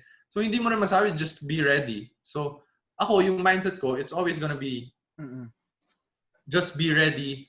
Lalo na ngayong nagkaroon ng pandemic, I've never stopped training myself, working out and stuff like that just to prepare myself. Just in case na my name gets called again. Kasi ngayon, it's inevitable na hindi mo alam kung either ma-reserve ka or ikaw yung 15th man or ikaw yung 10th man or ikaw yung first 5 eh. So, kahit anong dun, kailangan mo lang maging ready, just like how I envisioned myself or how I thought of it nung first time ko ma-activate. It's always gonna be there na if the opportunity comes and I get the chance to play, andun, ready ako. Okay. So, eto, looking back now, no? Coach Yang has been known as a coach na kapag na-under ka sa kanya, lumalabas ang laro eh. No? Parang kingmaker eh. Parang he can turn stones into diamonds. Yes. No? Would you have, parang masabi, mabuti na lang kay Coach Yang ako napunta? Well, every single day since day one, yes, I did. I always say that to myself. Kasi before I got drafted, I never envisioned myself playing for Coach Yang. Before I got yung may mga forums, may mga interviews, sino yung gusto mong coach na kumuha sa'yo, gan. Parang never, I mean, hindi, it's not that I'm not, di ako believe kay Coach Yang or something like that. Pero, syempre, andun na rin yung takot na mamura ka eh. Or like, talagang yung factor na talagang hard, tough love yung ipapakita niya sa'yo eh. And not everybody, although ako, nadumaan ako kay Coach Ricky that time, pero if papapiliin mo ko ng motivational to tough love, nung time na yon, motivational na ako kasi it's going, medyo mas madali yun eh. Pero eventually, nung after I got drafted and I saw the father in Coach Yang, lalo na to his players. Kaya maraming kumukuwang ninong sa kanya sa kasal. So I saw the father in him, how he cares for the team, the player, the organization, and the game of basketball. So kahit mura-murahin ka, kahit sigaw-sigawan ka, it's just him showing na he wants you to improve, he wants you to be better, and he expects much, much more from you. So right now, I'm just thankful enough na, kasi ako, nakikita ko nung yung rookie year ko, there are some picks na first rounders hindi nakakalaro eh. There are second rounders na wala nang contract eh. Pero ako, thankful ako na si Coach Yang yung naglabas nung laro ko and I got to prove myself to the point na I got a second year. To the point na I got to play crucial minutes and I got to play basketball legit minutes sa PBA, hindi lang trash minutes. So every single day since day one, thankful ako na, I mean, talagang thankful ako na si Coach Yang yung kumuha sa akin. Okay. Guys? Pwede kami magtanong? Kabit na pa ako. Baka hindi pa kami pwede magtanong eh. Kabit na pa ako actually. Sige, go, Ivan. Let's flash back again sa high school days mo. You were part of the RPU team. Ako hindi pa kata Batang Gilas nun eh. Pang Energen pa yata kayo nun? Or Energen. So how's the experience niya? I think you were teammates with what? Ng Batak na ba? Kayo ng Batak ba? No. Silan Ray yung 18 and under. Kami yung 16. Kasi Ray was older than me for a year, I think, or 2 years. And I was teammates with sila Hubert Cani, sila JJ Alejandro. I'm not sure if kung familiar kayo, but sila Jordan Heading ng Alab. Alab, yes. Yes. Sila Prince Rivero, Arvin Tolentino. Yun yung mga teammates ko. And for me, we achieved a lot during that time. I mean, we beat college teams. We were sobrang lakas nung team na yon. Lalo na nung resume nung players around that team. Pag i-combine mo lahat yun, kayang mag-compete kahit ilagay mo siya sa UAAP eh. And it just so happens na yung nadali kami nung semifinals against Korea. I guess yung Korean curse hindi lang pala para sa men's nun eh. Kasi lahat kami, even though there was a lot of egos and a lot of pride na syempre star player ako ng Beda, star player ako ng Xavier, star player ng NU, ganyan. We learned how to complement each other inside the court. And we knew our roles inside the court. Like, alam ko na at the end of the day, I'll be the sixth man subbing in as a spark of the bench kay JJ to carry the offensive load. Alam naman ni Arvin na siya rin yung papalit kay Jay Havelosa na foreman para mag-iba yung tempo ng game in the stretch 4 na yung dating. So, kaya namin i-complement yung isa't isa kahit na alam namin na hindi, kaya kong mas marami pang gawin eh. And for me, ang dami namin na-achieve. It's just sayang lang na nadali kami sa Korea. Kasi medyo masakit eh. Kasi lamang rin kami nung time na yun. Lalo na ng third quarter, parang andun na yung momentum sa amin. Pero, yun nga, medyo hirap rin kasi syempre yung height ng Korea and yung shooting. Tsaka meron silang point guard dun na talagang nag-took over nung fourth quarter. Tsaka talagang hindi talaga namin ma-stop. So, I guess, di rin talaga para sa amin nung time na yun. I remember, injured ka nun, di ba? Diba, yes. I was talking to you that time eh. Nagme-message ako sa'yo, you were injured then eh. Yes. I got injured nung third game namin. Kasi first 2 games, I played well. And I remember nag-top score pa ako ng first game. Tapos second game, parang second top score ako. Nung third game, natapilok ako. Buti na lang, parang nung time na kasi na FIBA Asia, may parang seeding games pa in between. Tapos there was a day off. Tapos quarterfinal.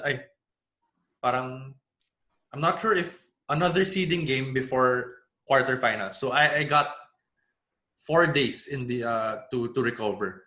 Although yung talagang pa ako nun, talagang baseball yung maga eh. Pero nung PT namin, si Doc Jimbo Kore, nung time na yon, talagang day and night.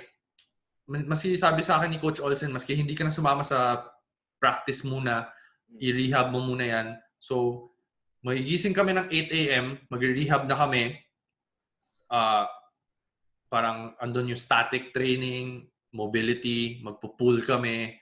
Tapos uulitin namin yung ice, static. For up until 12 ng gabi, kami ni Doc Jimbo. To the point na Doc Jimbo talagang tulog, nakakatulog na nga. Pero yun, eventually, bumalik ako ng quarterfinals.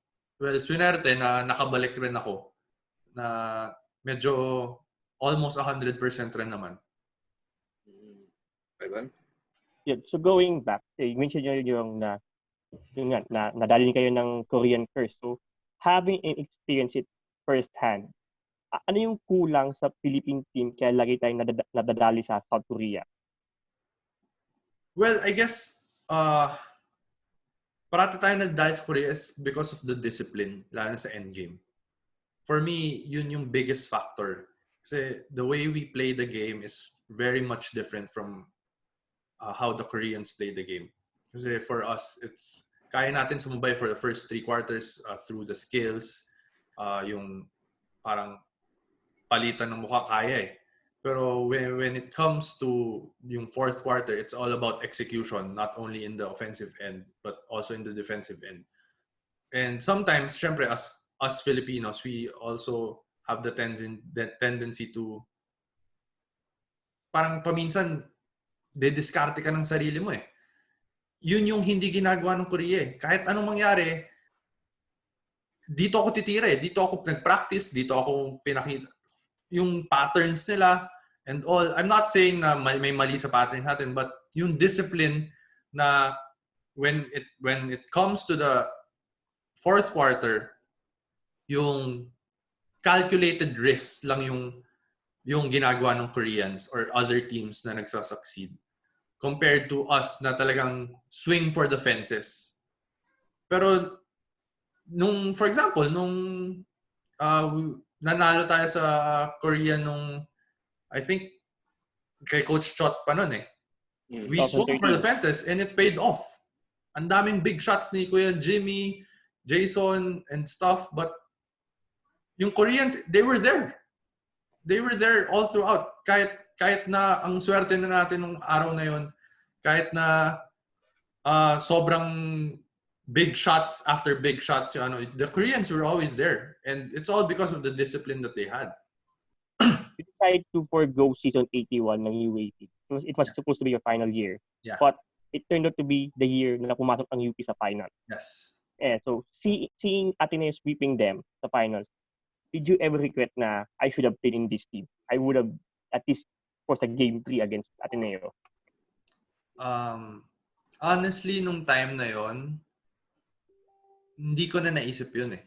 Kasi for me, it was hindsight for me. Lalo na sabi ko nga sa sarili ko, sabi nga ng mga friends and family ko sa akin, you don't owe UP anymore or you don't owe anything to UP anymore. And although I've always wanted to be there, na nag-Final Four sila, but I just felt na I'm not in a position already to actually say na kaya ko pa sana mag-contribute. Kasi the year before that, or 2 years before that, or yung 2 years na medyo hindi na rin naman kasi ako napapalaro eh. And like, lalo na sa finals, pagdating mo sa 81, andun na yung si Rookie of the Year, Juan Gomez de Llano, andun pa rin si Paul, andun pa rin yung other players na ni-recruit and stuff like that. I don't see myself fitting into the rotation pa rin eh. Kaya nga I forgo the last season kasi how do you expect me to be there again if alam ko sa sarili ko na malaki yung chance na hindi pa rin ako papalaruin eh. So, yun nga. Although I wanted to be there and I thought na maski leadership-wise, I could have contributed something, lalo na ng finals. I don't think I don't think I'm in a position na kaya kong sabihin na 100% kaya kong mag-change or ma-push yung series ng Game 3 that time. Yeah. But at least, Nakato, pwede mo sa MPBL nakapasok ka sa playoffs for the first time since your high school days, naka-Final Four pa kayo nun. So, how's it feeling? At finally, for the first time since after a few years, playoff basketball ka sa Manila Stars? Well, sobrang saya ko nun kasi I think nung eliminations, we only lost 4 or 5 games, I think. Talagang we ran through every team. Technically, kahit masabi mo crucial game, tapos dikit yung laban, alam ko na hindi, mananalo kami. Kahit talo kami ng fourth quarter, 15 points down, alam ko mananalo kami. Ganun na yung mindset eh. Sobrang saya ko na bumalik yung mindset na ganun or parang na-activate yung mindset na ganun ulit sa utak ko. Kasi it's been a while na ganun yung competitiveness ko eh. Ang tagal kong naging passive na sige, next game bawi na lang, parang ganun. Pero yung tipong, and then, di ako papatalo, parang ganun. Ang tagal ko na rin hindi nakuha yun eh. Doon ko nakuha ulit yun nung Manila na talaga. Nanalo na kami. Parang naniniwala ka na kahit anong odds or challenges na mabigay sa'yo nung kabilang team, kaya mong manalo eh. And yun nga. Pero medyo unfortunate kasi nung nag-playoffs na, doon na ako na-draft eh. So, parang I had to choose kung syempre, di ba, bawal naman na dual, parang may contract ka sa MPBL tapos contract ka sa PBA. So, yun nga. I mean, nagpaalam naman ako ng maayos sa Manila na I am choosing to choose the path ng PBA. And with the blessing rin naman of Coach Philip. Kasi siya rin mismo yung nagsabi sa akin na kahit parang walang tao na maayos ang pag-iisip na ifo-forgo ang PBA just to be in the MPBL. Kasi lahat tayo dito sa MPBL gustong maging nasa PBA. Anyway, Kyles, kasi nga, di ba, kumbaga when I handled you, we were 11 ka lang yata nun, di ba? Less pa, Coach. Mga 9 ata. Or something. Ang kasabay, alam niyo ba ang kasabay nun ni Kyles? 16 years old. Siya yung pinakamaliit doon na sa akin pa yung pictures niya nun. Kaya hindi ko siya magamit nung talaga yung parang kumbaga baka mataganan to. Yun nga takot mo, Coach. Baka mapilay, mabalya. And so ba mo tatanda. Tapos sabi nga niya, 'di ba? Gusto niya yung sumasaksak. Imagine a 9-year-old sumasaksak, 60 years old yung mga niya. Nagpakabot pa kayo Jeron, di ba? 1 year ahead sa akin si Jeron. Pero like nung kay Coach Bray kasi parang midgets na yun, no, Coach? Midget. West. Naalala ko yun eh. Mga kampi ko parang high school na ata. Ako parang grade 5, grade 4. Isipin niyo yun. Anyway, yun Kyle, yung ka nga, di ba sabi mo nga, before you love to slash and everything, and you brought that until your high school. So, when did you start na well, I kept on telling you to develop your shooting, yes. Di ba? So, I think based on updates from Louie, yung mga brothers mo, you're still working on that. How's your progress? Well, I'm still trying to parang consistency na lang talaga. Dati kasi, what I really needed to work on is yung familiarity of tumitira ako sa 3 points or at least man lang mid-range. Eventually, nagkaroon ako ng mid-range nung high school. Tapos, nung college, mid-range, yan. Pero hindi ko na-develop yung 3 points. Kasi, parang yung mindset ko pa rin na pag pinasahan mo ko sa 3 points, it's always gonna be fake one dribble saksak eh. Or one dribble pull up eh. So, parang Ben Simmons, kahit bigyan mo siya ng 3 points, hindi na ito 3 points eh. So, eventually, yung mindset after ko ma-ACL, less movements, better for me. More efficient movements, better for me. So, dun ko na, well, I guess blessing in disguise na rin na dun ko nakuha yung mindset na I needed the 3-point line. Lalo na nung hindi na kailangan na uubra yung saksak lang ng saksak. Kasi, lalo na ngayon sa PBA, sasaksak ka, ang sasalubong sa'yo, Asi Taulaba eh. Or Junmar. Sasalubong sa'yo, Junmar eh. So, hindi mo na magagawa yung sasabit ka pa or papasabit kasi kahit anong contact yung makuha mo, parang talo ka talaga eh. Tsaka pag wala kang shooting sa PBA, tatalikuran ka talaga ng... Oo, talagang bastusan eh. Oo. True. So yun, I mean, ngayon, I'm still working on the 3 points to the point na basta ma-open lang ako, kailangan kasado. Kailangan itira mo. Lalo na kay Coach Yeng. Si Coach Yeng yung unang coach ko na I played under na if hindi ka tumira, mumurahin ka rin. Parang i-pass up mo yung tira na alam niyang wino-work on mo sa practice. Sasabihin niya. Nung scrimmage na yun, nang natatanda ko si Raul. Oo. Sinisigawan niya. Oo. Naalala ko rin yun. Parang tira ka ng tira ng sa practice ng ganyan, hindi mo ginagamit sa laro. Oo. Kasi parang pag-reverse sa kanya kasi nag-miss si Raul ng jump shot noon or 3 point. Nag-reverse sa kanya, open siya. Hindi niya, pinasa niya, nag-ball screen siya. Tapos si Coach Yang biglang galit na galit. As in, minumura talaga. Oo. Tapos yun, after nun, doon ko na-realize na, okay, basta pag tira mo, kahit mag-miss ka ng 3, 4, open ka, tira mo pa rin. Then another thing I keep on telling you, yung speed mo. Kasi 'di ba? Kasi when you were in college and high school, okay lang yun eh. Kasi may height ka, pero in the PBA is different. Ano ginagawa mo raw? What are you doing to address that? Well, a lot of agility work, coach. Tapos ngayon, mas inaalagaan ko na yung legs ko. Admittedly, before talagang medyo neglected yung legs ko. Tsaka yung speed ko. Pero ngayon talagang, lalo nung nag-ECQ, towards the end of the rookie year, talagang nag-invest ako ng time para sa legs ko. Kasi never naman ako naging athletic type. I guess kaya rin ako na-injury at some point kasi yung lower body ko medyo napabayaan. So pero, ako...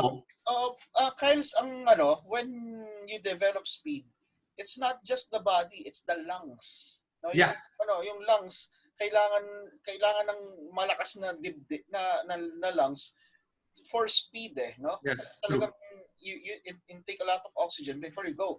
Yeah. Okay, so how do you address that? Kasi yun nga rin yung isa sa mga naging weakness ng ibang players, no? It's not about going to the gym It's having the lung power to do it. Yes, true. I mean, ako kasi parang right now, like for example, may mga coaches ako na I do online training with. I got yung brother ko, pinupush pa rin naman ako at the end of the day. So, it's always, ang habol ko ngayon is yung I do a lot of work in the least amount of time para lang yung body ko, ma-check ko yung, ang sabi kasi nila, yung endurance mo, ma-count mo siya as if nag-i-improve kung yung heart rate mo, napapababa mo siya na mas mabilis. So meaning, pag pagod ka, nag-time out lang si coach ng 1 minute, okay ka na ulit after a minute. So yun yung parating habol ko. So I always do legs to the point na yung lahat ng workouts ko lately kasi puro either takbo or puro leg workout na timed na squats pero hindi reps. More on 45 seconds na squats or jump squats na 45 seconds or a minute para at least my cardio and my workout na rin na incorporated. Kasi hindi mo rin maiwasan na may chance na bumalik na rin yung PBA or may chance na makapractice na ulit kami. So, kailangan mo maging ready for it kasi the team won't wait for you. So, you have to, kailangan mong maging ready for whatever comes in the next few months or maybe next year. For someone who had an ACL injury, paano yung leg day mo? Kasi yan, curious ako kasi sabi sa akin sa gym, medyo kohi kapag nag-leg day ka with an ACL injury Well, before, nung na-ACL injury ako, yung leg day ko was always gonna be either deadlifts, squats, or major muscle groups. And then, a lot of maintenance work, a lot of core, kasi kung may ACL ka, it's not only the legs, it's the glutes, it's the yung core mo, and how yung may impact rin raw kasi yung how you weight management, lalo na when you land or you switch directions. So, ang daming incorporation nun nung nag-rehab rin ako. But then, when you're asking me na kung ano yung leg day ko now, may specific day ako na talagang I'd go heavy on the legs, like squats or split squats or something, deadlifts and all. May mga days ako na mag-heavy ako, but then walang isang araw na hindi ako magle-legs. It's either I'm gonna run, I'm gonna do cardio using my legs, or maggagawa ako ng mga maintenance work for my legs. Kasi hindi mo rin kayang afford na mag-lose ng isang day na kasi yung legs mo bibigat eh. Yeah. Yung kapag napabayaan ng legs yung magsasag. Yes. And you have to build it again. So, yun I make it to a point na maski every single day may mga certain workouts ako na maintenance work lang. Either band work, lalo na yung band work medyo importante. Maski nga stretching man lang just to get the range of motion ng legs mo is very important, lalo na from an injury like ACL. So, kumusta yung tuhod? Kasi nga, ang sabi mo, you're squatting heavy na. So, kumusta yung tuhod din? Right now, better than before, sure.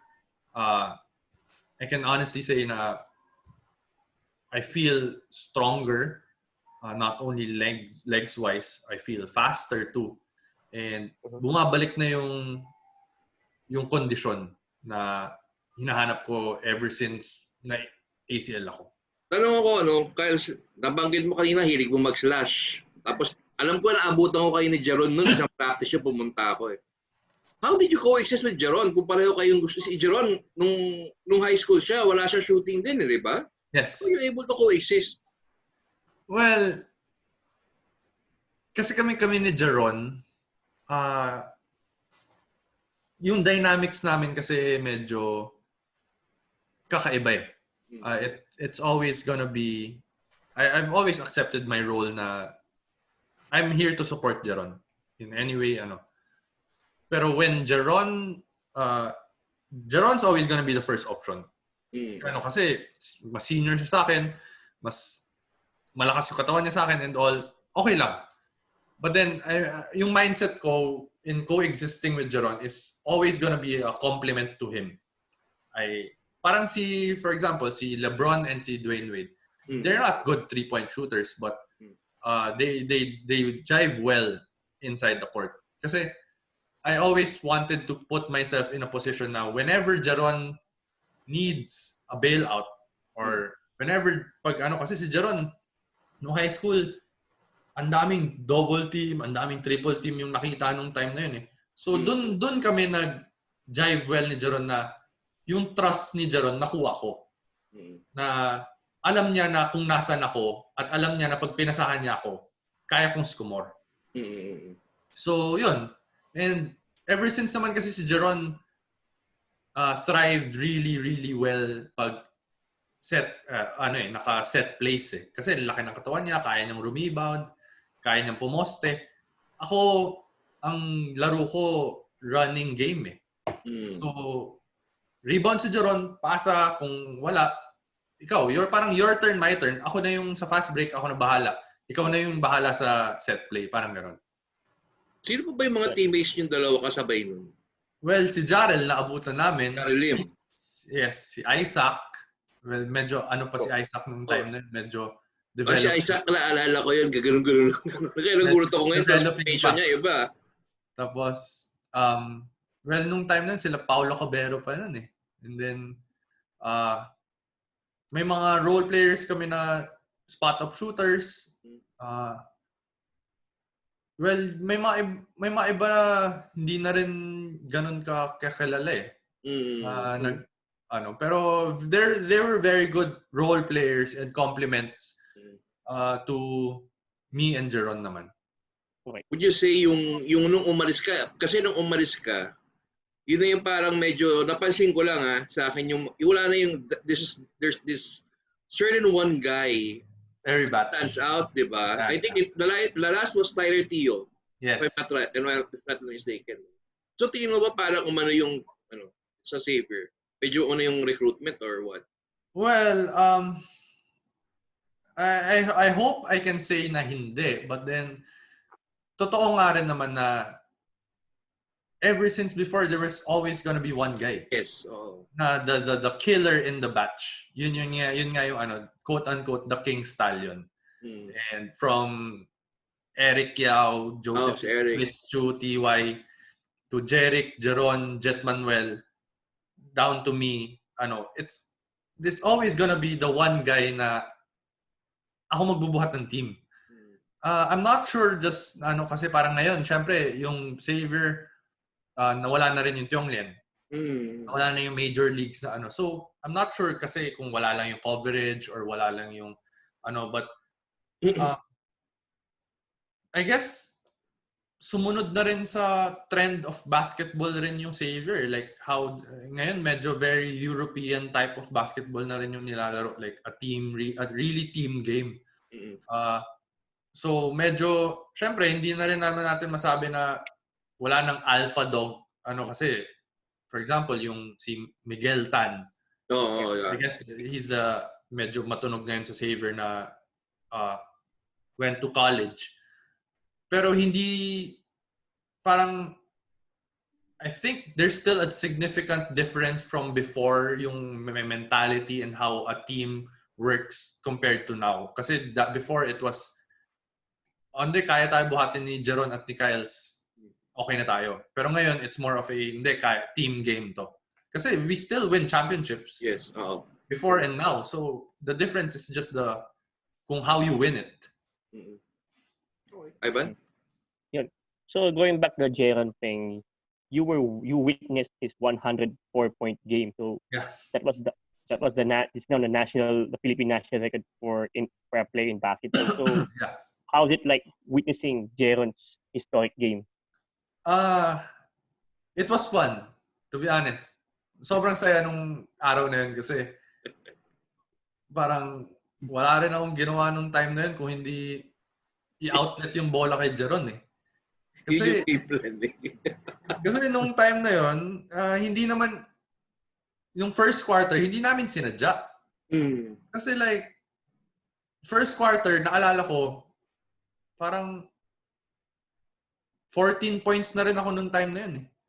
Tapos si Jeron nasa may mga 39. So parang we just played the game eh, nung first quarter. Tapos nung sabi namin sa huddle, si Coach Buds, sabi niya, ano bang record ng Tionglien? So you were saying 64, Eric Yao, Xavier. Xavier din yun, si Eric. So, hinabol namin. Kala namin it will take the rest of the game for it to reach. Halftime pa lang, nasa may mga 60 plus ni si Jeron eh. So, it was a uphill climb to the point na paminsan yung Grace kalaban kasi namin. Paminsan parang either press lang namin to the point na masisteal na namin bola, papasa kay Jeron, layup na lang. Or, parang bibigyan namin sila ng driving lane, parang funnel. Bibigyan namin sila ng driving lane, layup sila, contest lang namin para ma-rebound namin agad yung bola. Ako naman, yung babanana cut lang, kukunin bola, outlet kay Jeron, layup na. So, ganun lang parati.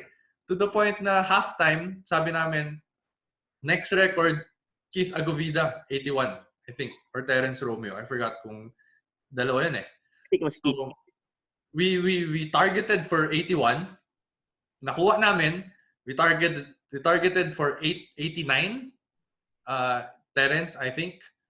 And then, after that, we targeted for Wilt Chamberlain of 101. So, layo. So, yun. That's the story of it. I mean, I think 104 tapos ang daming rebounds, ang daming steals, saka blocks si Jeron nung day na yun. But it was fun. 105? 104.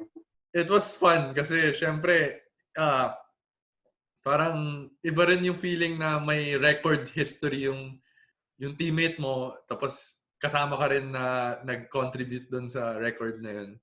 And those were all fun also na makita. Those were layups. Wala siyang outside shots, ha? Layups and foul counted. Walang 3-point shots. Konti lang ang coach eh. Grabe.